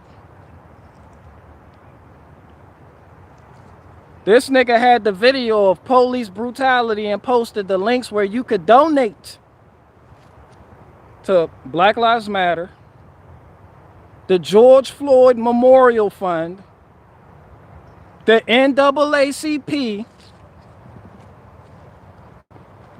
Awaken with JP,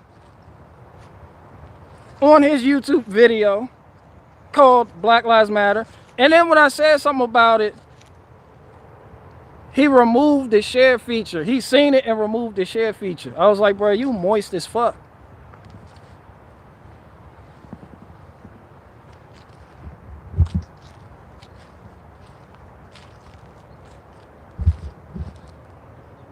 And then he did an interview, or you could YouTube that, Awaken with JP supports Black Lives Matter. And he told you why he supports Black Lives Matter when all that shit was popping off. And the guy that was interviewing Awaken with JP said, yo, you know your fans won't like this. Awaken with JP sat up there and said, yo, I know my fans won't like this, but guess what? I contacted my black friend. No bullshit. You don't have to believe me. That interview's still on YouTube. This nigga said, I contacted my black friend. I said, pause right there. I'm done.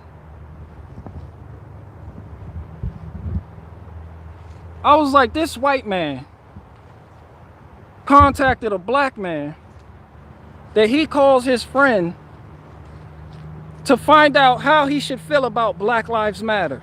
Weak. Weak. Fucking weak. That's the type of shit that Canada is made out of. And then Awaken with JP further, he elaborates on why he didn't just say it. He told you. Yeah, I know they're out there doing that wild shit, but you know, I contacted my black friend. He told me this is how I feel. And this is the reason why I feel like this. And Awaken with JP said, as a white man, I had to listen.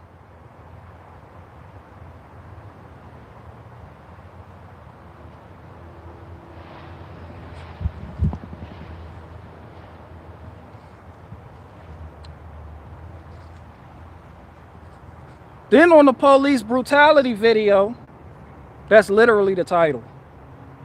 Awaken with JP, police brutality. Talks about police brutality.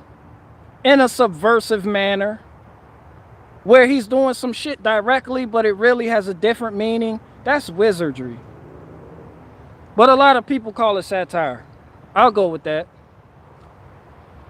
Towards the end of that video, he tells you, I know George Soros is behind Black Lives Matter, but if you let that stop you from supporting Black Lives Matter, you are racist. And when that shit happened, I was like, yo, you moist as fuck. And the Honda Pilot people was on my Instagram DMing me in the comments, making sure they thumb down every fucking video.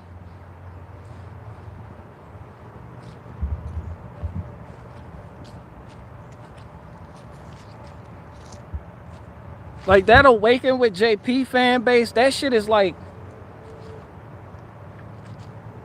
the salty cracker army on steroids.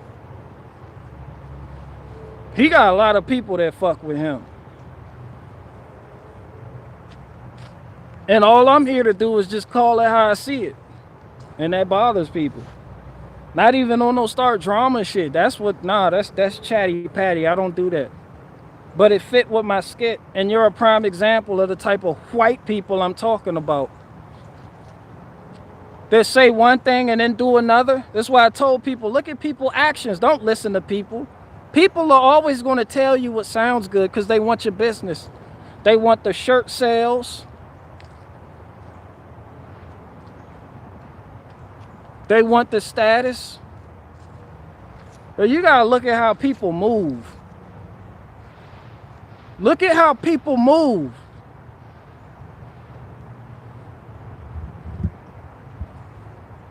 Look at how people move. This is why I don't trust people who say make America great again and put America first and then fly to Israel and kiss the Wailing Wall. Look at how they move. Don't listen to their word. Look at how they move.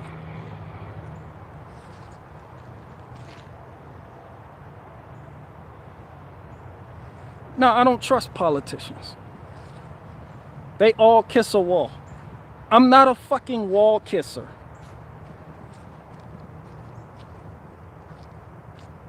I don't even trust the whole industry where you can't even say you're not a wall kisser. They can't even say that. I don't trust you. I don't care who's in power, Republican. Oh, we had a red wave. Oh, aren't you glad there's a Republican governor? I don't give a fuck, fam. You can't even say real shit in that industry. I don't trust you.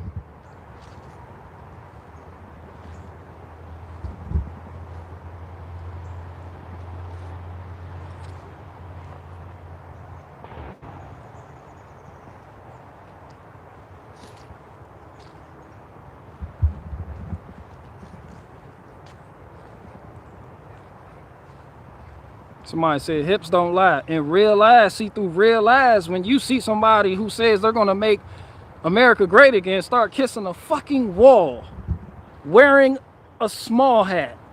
I don't trust you, fam.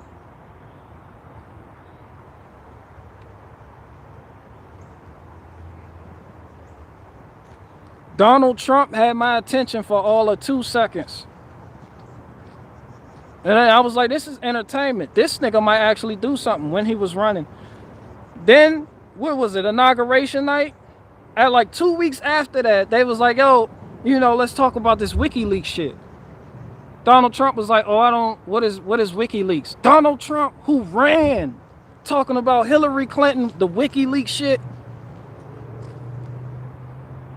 Y'all don't even pay attention. He ran talking about that shit, and everybody was like, oh, he's a truther. He's hip on the WikiLeaks. He was dropping WikiLeaks in his when he was running for president. Going hard on Hillary Clinton. Then he get in office, and someone's like, yeah, what's up with these WikiLeaks? In an interview, and Donald Trump sat up there and was like, I don't even know what WikiLeaks is. What? What, nigga?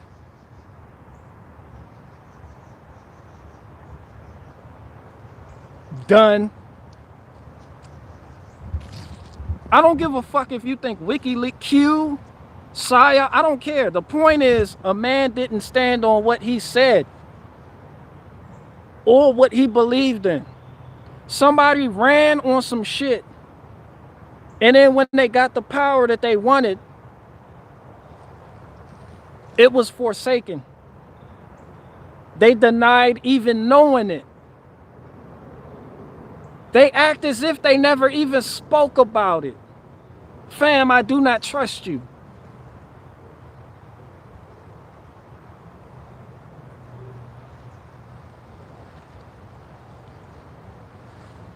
And then I continue to keep seeing people worship him.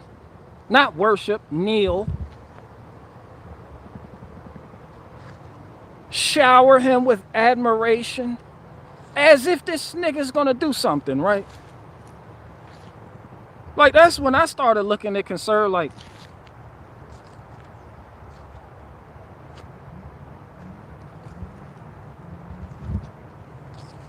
and I didn't even know all the extra shit. That was all, that's what really did it. And then came the bump stock ban. Remember the Las Vegas shooter? And it was like, he was the bump stock. This nigga Trump come out there the next day. Bump stock, shit, we're gonna ban it.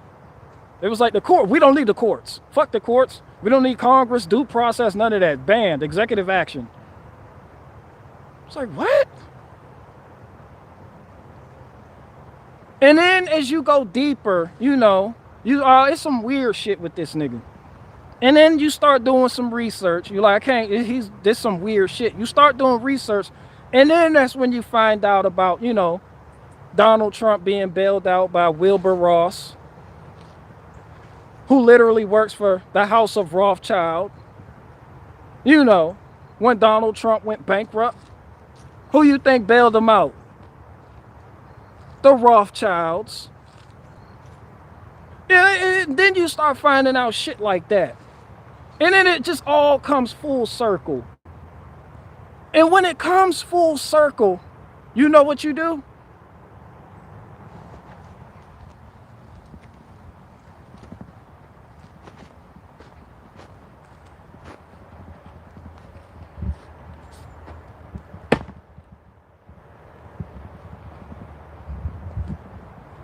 You work on yourself.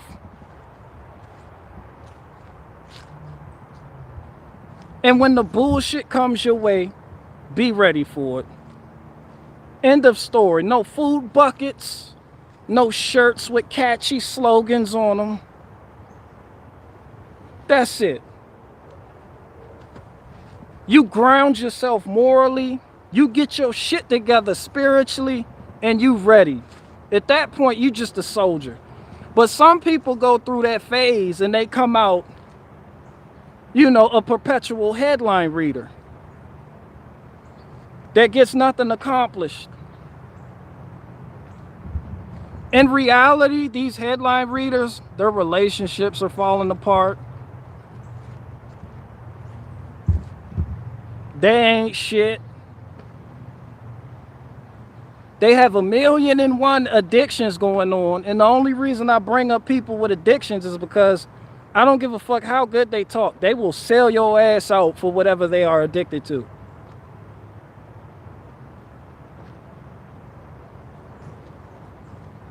And then when the guy who's been there, done all that, says something about that guy, who you now have attached yourself to as some type of daddy figure, now it's all open season on me. Let me stop being a victim. That's life. You grow up, you move on, you learn. But some people go through that and they never learn. They just keep trusting, getting let down. They keep trusting, getting let down. Oh, Donald Trump was definitely controlled opposition. And then sit there and be like, Trump 2024. You know, they give you mental game, they give you mental mind games. They give you a Joe Biden. This is what they do. Joe Biden, I'm gonna tell you, Joe Biden. Joe Biden is no different than fellas. Have you ever met a young lady that you were interested in and asked her how many kids she had, and she told you 5? She said, I got 5 kids. You was like, nigga, what? I'm just playing. I only have 3. She tells you a higher number to make the actual number appear less extreme. Trump and Joe Biden in general. Joe Biden is the higher number to make the actual number appear less extreme. Whatever fucking president they throw people, 9 times out of 10, they're gonna love his ideology, his policies, and whatever the fuck else. This is why you love Trump. Joe Biden makes Trump look good, and Trump ain't shit. This is what I was talking about, that voting shit. This is why I was talking about Americans. This is how I knew America was fucked up. Because Americans would go to the voting booth, I voted for the lesser of 2 evils. I was like, nigga, it used to be a time when niggas was like, nigga, I am elite, nigga, I don't settle. Ain't no lesser of 2 evil. It either is or it ain't. And if it ain't, you put the demand on the people that you expect better of. And if it ain't, then that was up to you to heighten that standard. Not Americans. They just like, I just chose the lesser of 2 evil. And you're like, the lesser of 2 evil is literally a butt fucking pedophile. Well, like, but still, he's not this. He's not a butt fucking pedophile dragging. He's not a dragon, though. He's not a lizard person, though. You're like, he's a pedophile. Yeah, but he's not a shape-shifting pedophile. So, yeah, I'm all in for him. That's all you do. That's why when I hear people say that, I voted for the lesser of 2 evil, I smell bitch. That's all I'm saying. I smell bitch. I smell a people who don't know how to put the standard on the people they expect greatness from. No shots fired at bitches or people who vote for the lesser of 2 evils. All I'm saying is, I understand your world. I'm just letting you know there's 2 sides to that coin.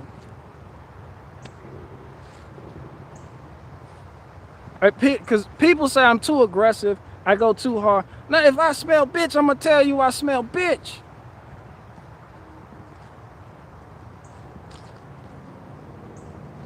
And where I'm coming from is, we living in a time and hour where a lot of people don't tell you when they smell bitch.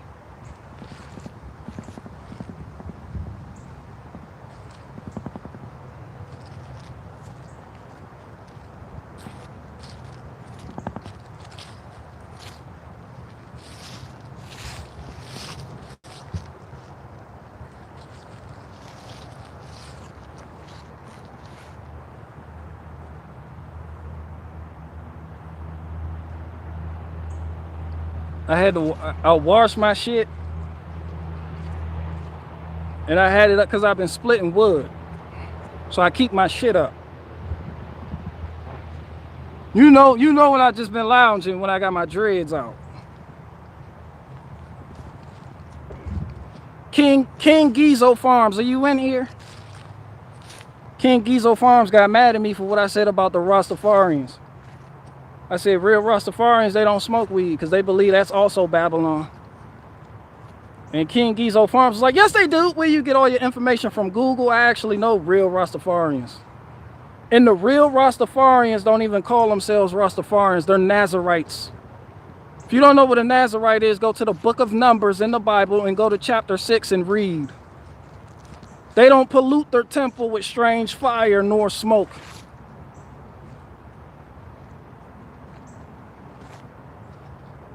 The Jamaicans that you see with long dreadlocks, the beard, the smoke weed, you think that's a Rastafarian. The Rastafarians understood the error of man worship. which is what Rastafarianism is based on.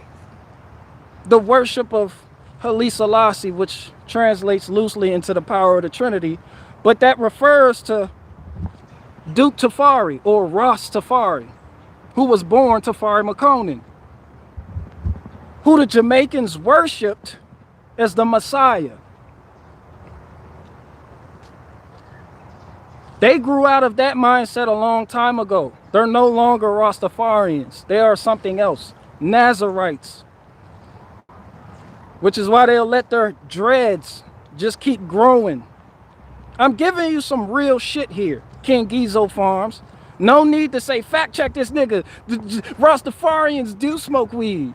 It ain't no need to do that. Because I know real Rastafarians that aren't really Rastafarians that used to be. And even that shit just what you see on TV. They gave you that Rastafarian culture is a means for gateway drugs and shit. And got you thinking this is what Jamaicans do. Just smoke weed and loaf around and shit.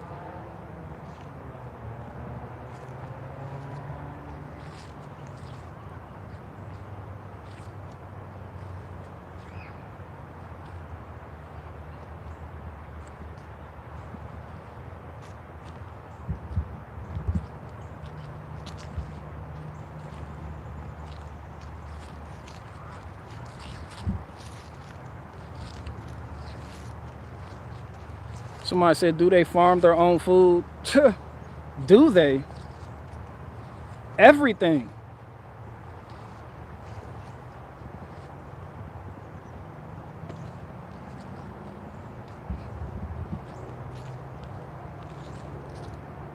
Somebody said, I'm Jamaican, and yes, we all don't smoke weed. That's what I try to tell people. People don't want to believe that, though. Because they have been fed an illusion, a culture, a bullshit culture of man worship and the worship of drugs. There were some people like that, but a lot of them grew from the error of their ways. They consider themselves Hebrews. You know, drugs like weed and other drugs, that's witchcraft. That's what they used to get people to hallucinate. This, especially weed. If you read certain ancient texts, they use weed to get people to be more susceptible to demons. Because you let your guard down. And you're more aloof. that's not what I'm saying it is. All I'm saying is, when you're on drugs, you're a different person, whether you feel like yourself or not.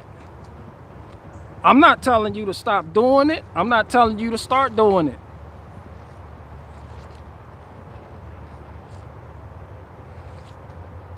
Drugs were almost always used in witchcraft. Drugs allowed you to believe that certain people had power that they never have. This is where you get into the stargazers and the sorcerers. The people were on drugs. I'm not saying, I know the Native Americans, all I'm saying is what it is.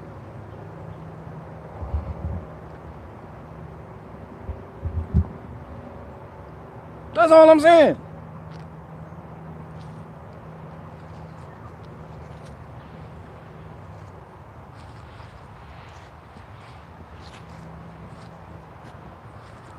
That nigga got mad at me. All Jamaicans smoke fucking weed. Yeah, they do.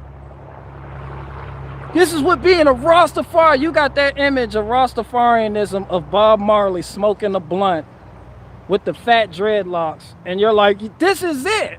This is what this is. Even Bob Marley denounced Rastafarianism as he grew older.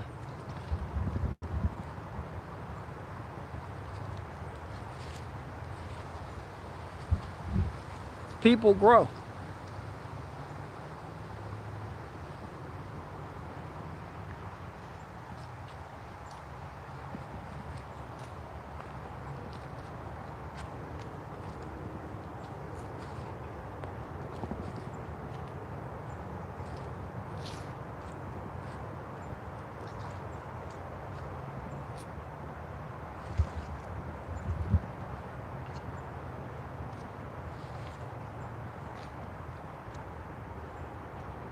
Somebody said Bob Marley is a G though.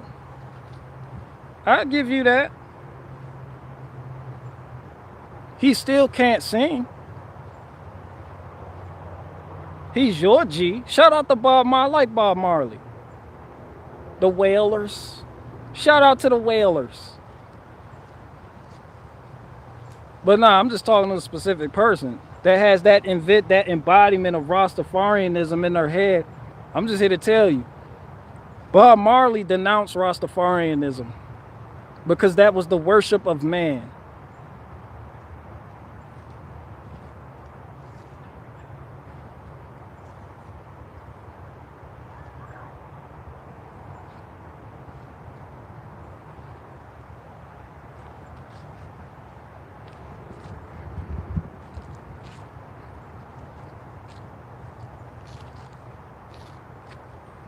Somebody said you helped me a lot with focusing on the business I just started. I'll take that. But I know it's for me. I got to give myself pep talks. I don't just wake up like this. I'm like, fuck that. Bro, you got to have drive. You got to have a furnace for insides. Nigga, just constantly. You got a lot of people lack motivation. Like I said, a lot of people get in the groove. That's what they get comfortable doing. They lack motivation.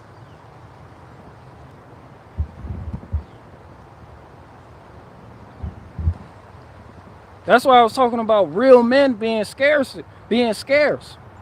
Like there's a shortage of real men. Yo, I'm gonna give y'all this story. Then I gotta get up out of here. My people came home. It was like, y'all feel bad for my coworker. I said, why? Because he had a breakup with his girlfriend. It was pretty bad. Really? This nigga, I understand breakups can be hard. I get it. Bro, the nigga wrote his ex-girlfriend a fucking book. They haven't even been broken up for a couple hours yet. He wrote her a book. And in the first 2 lines, he said, so you're still not talking to me? I see you on Instagram. You got time for everybody else but me, huh? I was like, yo, stop right there. He's a bitch. This nigga's a bitch. And she's right to leave a nigga like that. I don't give a fuck what happened. Bro, you a hoe. You a hoe. Notice on social media with that bullshit. Noticing some woman that don't want to be with you no more and her activity online. That is the gayest shit possible. Hey, you're talking to him and him. You don't have time for me? You needy bitch. This is why she left you. You're too fucking clingy. You're clingy. You're like a koala bear on a tree.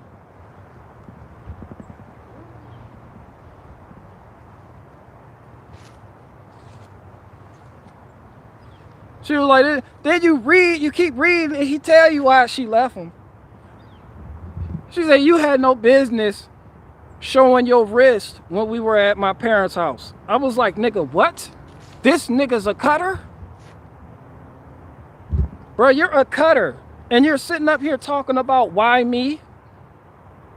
You're sitting up here taking sick leave and time off of work to get over a fucking breakup? You bitch. You're a fucking cutter. You want attention. The woman wants attention. Anytime a woman gets with a man that constantly wants attention, obviously that shit's not gonna work. That's some female shit to do. Getting to the cutting part, that shit is just weird. You cut your wrist for what? There's gonna be some type of emo response. Because I fell alone, I just want to know if I ever feel pain. The movies have fucked your head up. I just want to know if I can even feel pain anymore because I've been in so much pain. You're weak.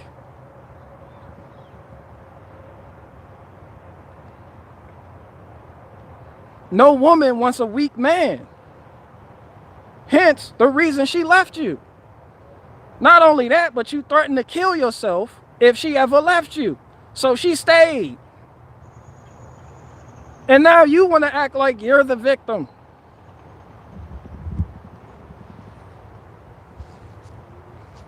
It's the same guy that said he wasn't going to take the vaccine and then took the vaccine in order to go to a concert.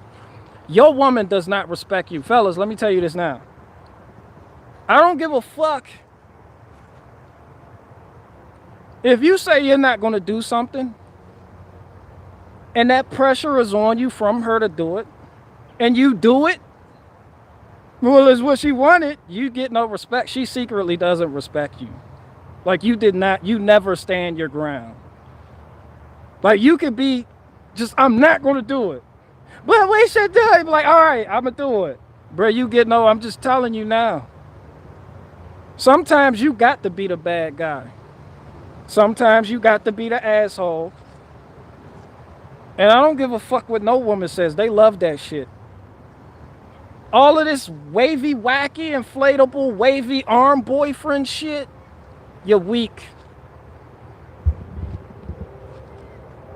This is why she's on social media talking to other people. You suck. That and the fact that you drive a Nissan Altima. That's just the icing on the cake.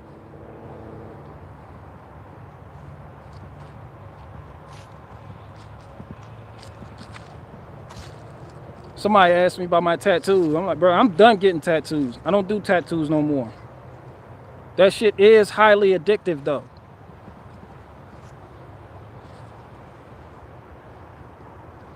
Yo, I was so fucked up in the head. There was a home, he was 47 neighborhood. I had a homie we called 47. He looked just like Anomaly too. Little 47 neighborhood, didn't know how to tattoo, didn't know shit about shit. He was like, yo, we took a motor out of a CD player that we were able to get. Not a CD player, a Walkman. From somebody who had been down for some shit of time when they still had Walkmans. Took the motor out, got some guitar string, made some ash out of melted checkers with a box. You gotta, kind of set it on fire, put a little box of the Cheez-Its over it with the box. Then you scrape it.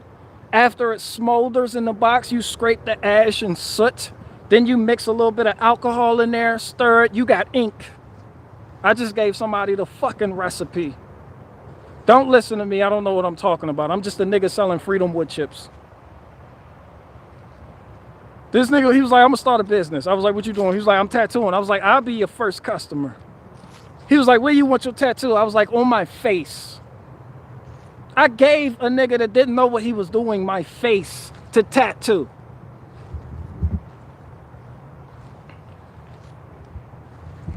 And he stamped the set on my face, under my eye.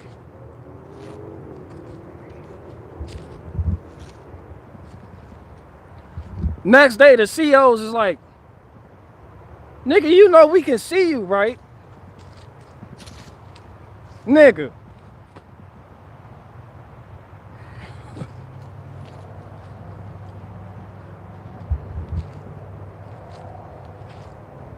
Somebody said tattoo free and proud of it, bro. You don't have tattoo. Some people just want to be tough guys and shit. They think tattoos make them tough. Or it's fashionable. It's a trend. People follow trends and what's fashionable. Like if a lot of people are running to Travis Scott, they're going to run too because they don't want to fucking be left out. Monkey see, monkey do.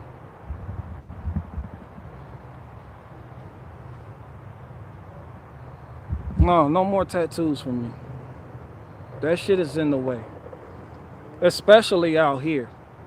It be people with families spending $3,000 for a sleeve and they don't even know where their kid next meal coming from. It just becomes another vice, something to get in your fucking way.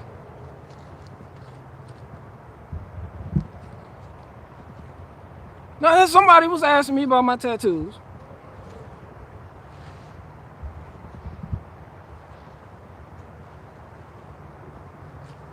It's like, that's why I've been to that world. I've existed in that world. So I understand why people get tattoos. And I also understand why I no longer desire to get tattoos. I also understand why I would look at people like my niece and nephews and be like, don't get no tattoo. You don't got to do that. You can do it. I mean, more power to you. But that's not something I want for my daughter. No.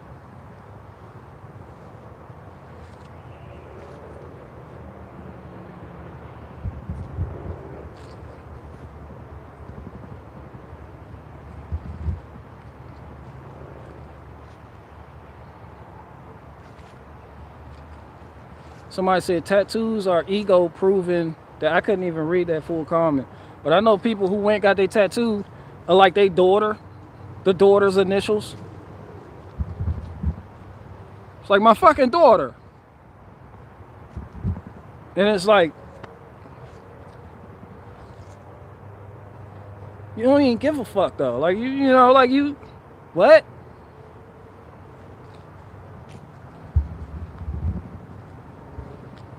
Even people would like rip, rest in peace, so and so.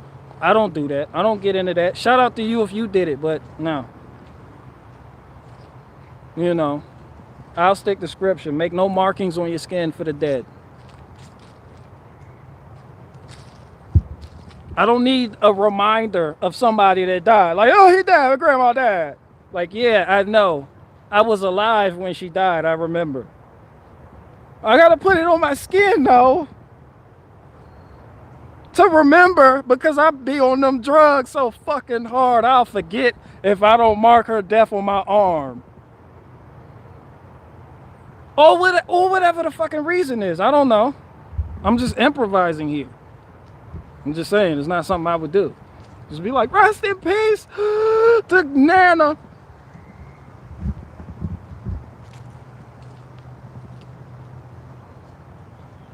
I like the people that get the dead homies tattooed on them. And they're like, rest in peace, little AK-47. You're like, what happened to him? He got shot the fuck up. Now all of a sudden you care about that nigga. When he was out here still alive doing all this stupid shit, you never snatched him by the fucking collar. But now that that nigga is dead, now that AK-47 is dead, it's socially acceptable to get that nigga's name tattooed on you.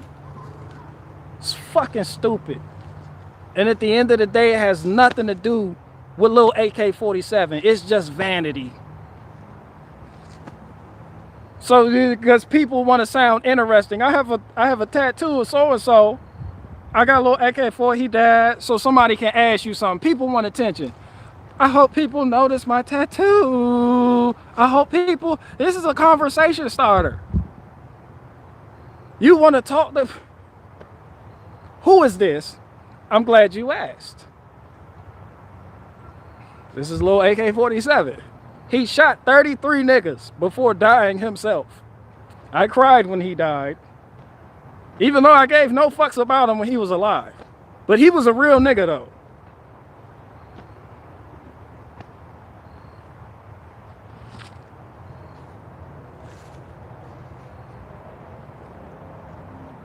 Did somebody say 33? That's suspicious. No bullshit. Niggas will legit catch 33 bodies, and then their mom and brother and everybody else will cry when they get clapped, when they get shot the fuck up.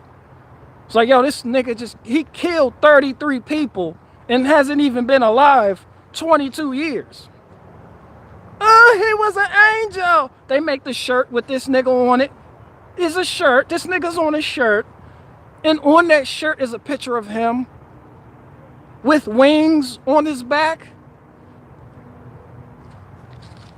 as he's holding a Draco, because that's the only picture of that nigga they could find. No middle school yearbook picture or nothing, just Draco. Like, nah, nah. Like, who is this nigga? My angel, my baby boy. This was my baby.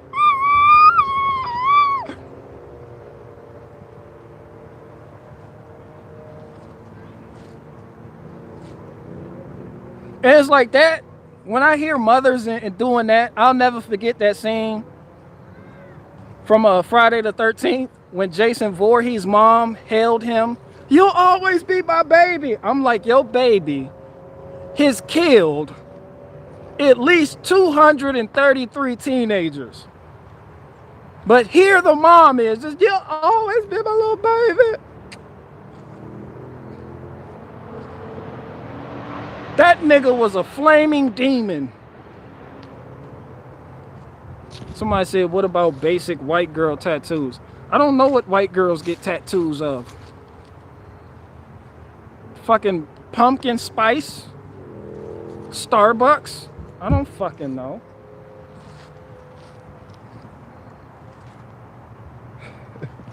I don't fucking know.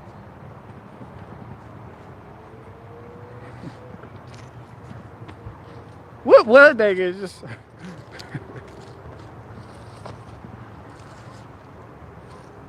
butterflies.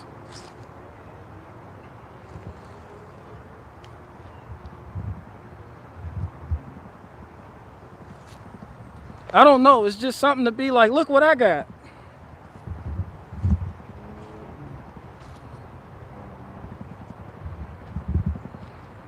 And then it's like, I was like, yo, I branded myself. I guess certain places, if I go there and people see my tattoos and they know what they mean, it's just trouble waiting to happen. And I'm not about that life no more. I fucked up. And it's not just one, all of my tattoos are gang related. All of them.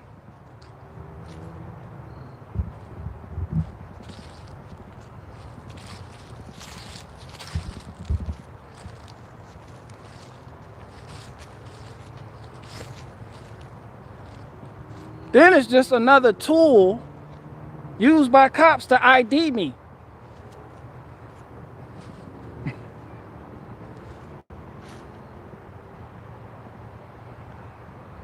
Cops will identify the fuck out of you with all your fucking tattoos. They're like, who was it? He had a number on his face. What was the number? Cause you see his arm. All right, we got enough. Let's go, Murphy. It ain't even Murphy. It's Brandon Tatum. Ooh, what he look like right here? He had a fake tattoo right there. He had on that. All right. I know exactly who he is and I know where he is. I'm finna go over there and get him right here, right now. All right, thank you. You've been helpful in my investigation, but before I go, like this video, share the video, click on the video, get the link in the bio in the description below, and get my book. It's coming out. I'm writing a book on being a police officer, being black in America, being a police officer. Let's get into this. Now let me go arrest this nigga. Where he at? Come here. Come here. Shut the fuck up.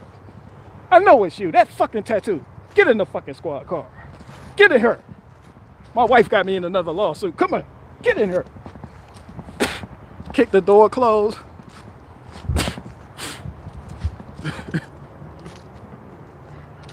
Her he is right here.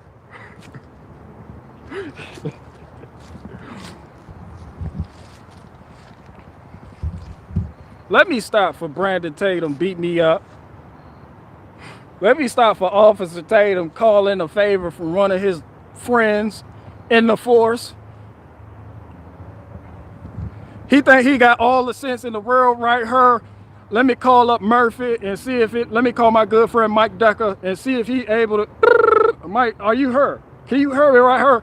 Did you buy my book? You bought my book. Now, look, there's somebody named Barricade Garage. He live out there yonder. I need you to go over there and pay him a Vic. Can you do that right here? All right, don't forget to like and subscribe this phone call.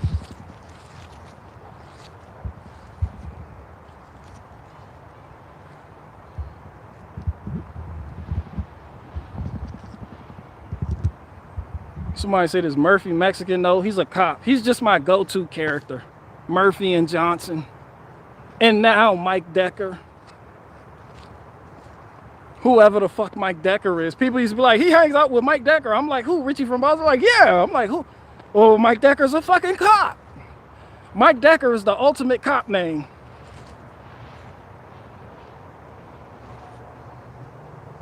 Who the fuck is Mike Decker? Mike Decker is Matt Walsh to me. Like, Mike Decker and Matt Walsh, they're Mike Jones. Who? Mike Jones. Who? I don't know these niggas. I gotta ask who. Mike Decker. But if a nigga named Mike Decker, like Mike Decker's looking for you, I'm like, I gotta get out of town. That's definitely a fucking agent.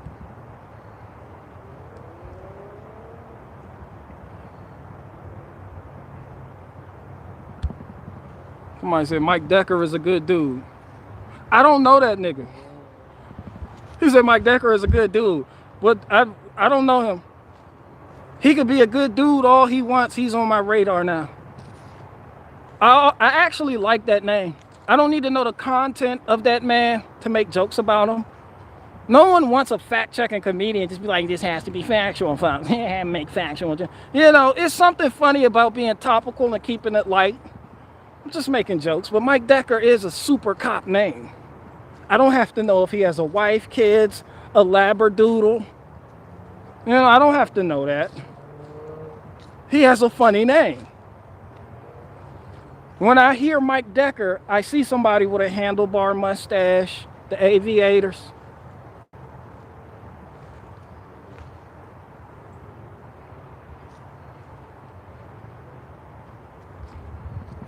People want to be all factual and well, actually, this isn't actually 100% true. Like, that shit kills comedy. Niggas just factually. Awaken with JP is factual when he reports on Biden being retarded. Ryan Long is factual when he dresses like a cross-dresser and does the skit about white moms.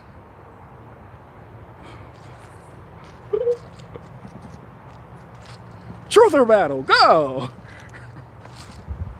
All right, what y'all can do is head on down to the link in the description box below and check out the video, share this video. Now, before I get into this, I want to let y'all know my book is coming out, Beating Black Blue, Be a Black Police Officer in America. When I heard the book title, I was like, nigga, being a black police officer in America? You niggas are really all the same.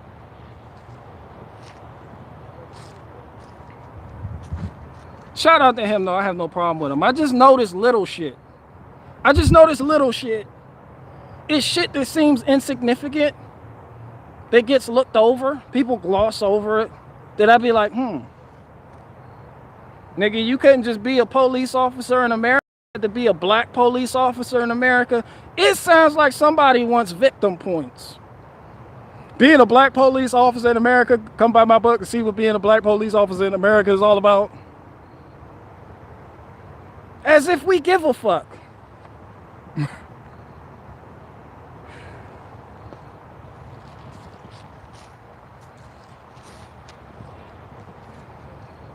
I've always said, damn, you did a donut right there, man. It's kids right there.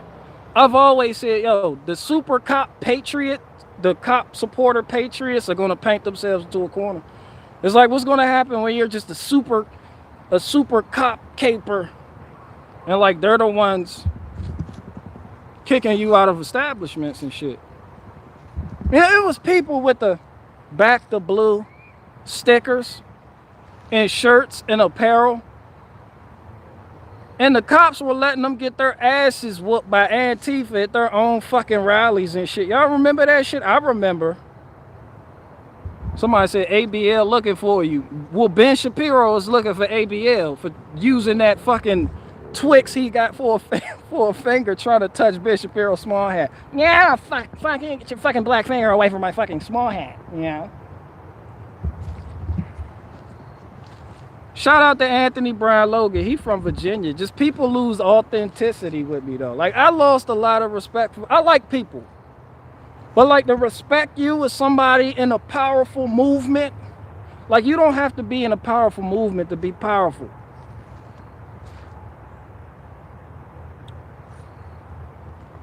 Like, there's not a lot of steadfast people. Nah, just certain people I like as entertainers. But I know how to separate the real from the fake. These aren't shots fired. This just is what it is.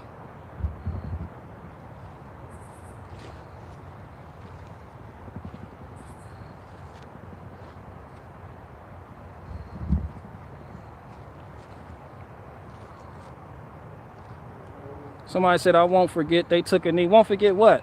Man, we used to watch, people forget, especially the mount up. Let's go, Patriots. Those people, they really forget. They got sat on their ass. Every Antifa just show up. Niggas like, oh, Antifa. The police will sit right there. Just what? Y'all remember they broke into the bank? What the police do?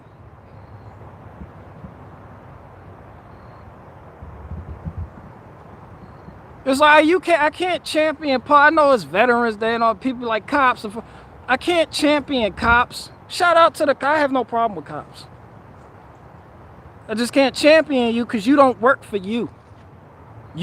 Cops won't uphold their morality. When they're on the job, they're on the job.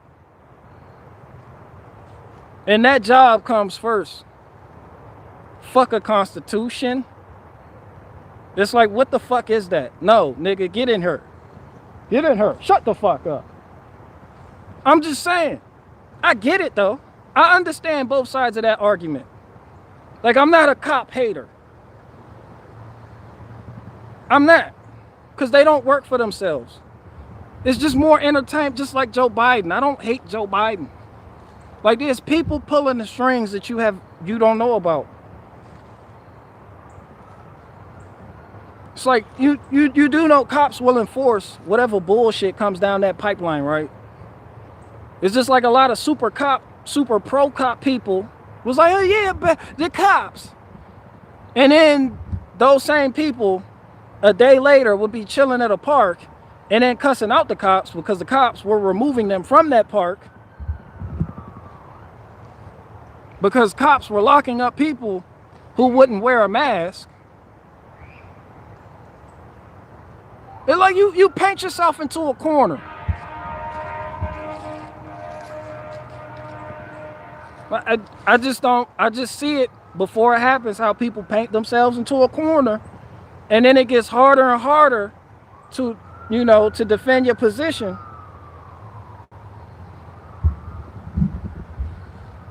But that position has become lucrative financially for you to keep. So you do it.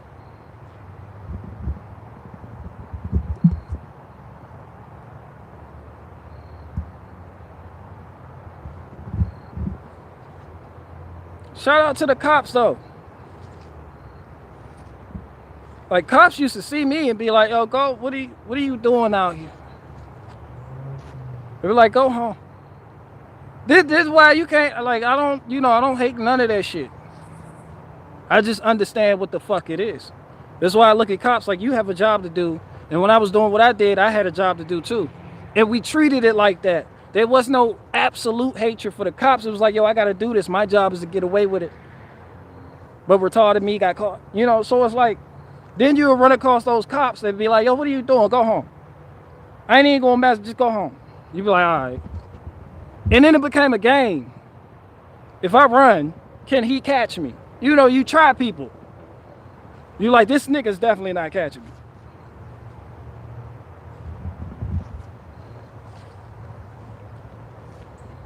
That's life.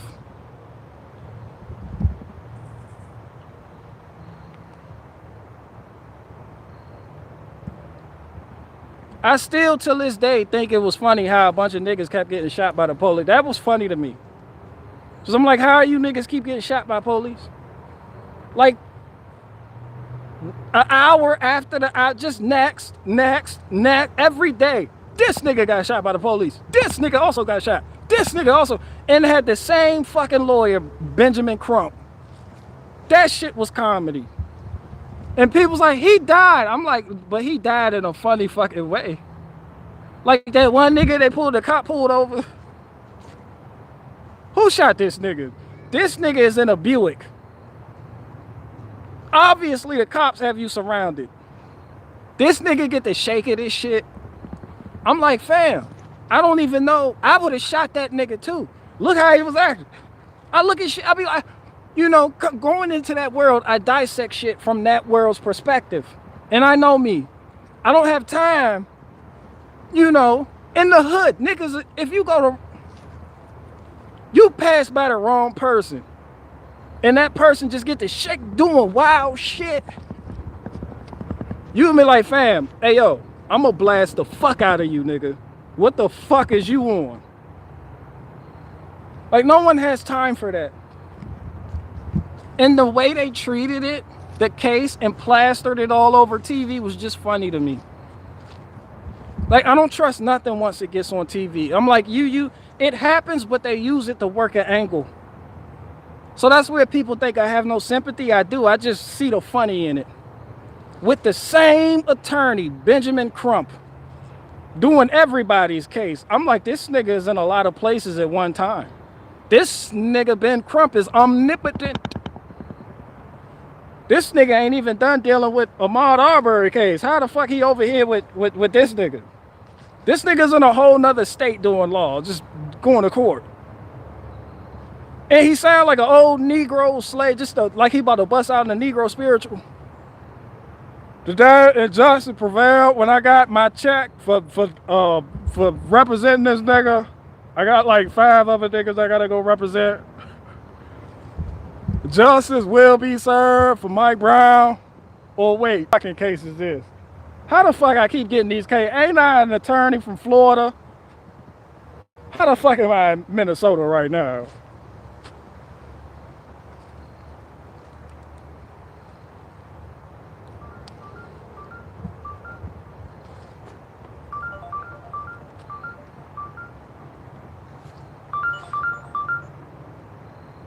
Yo.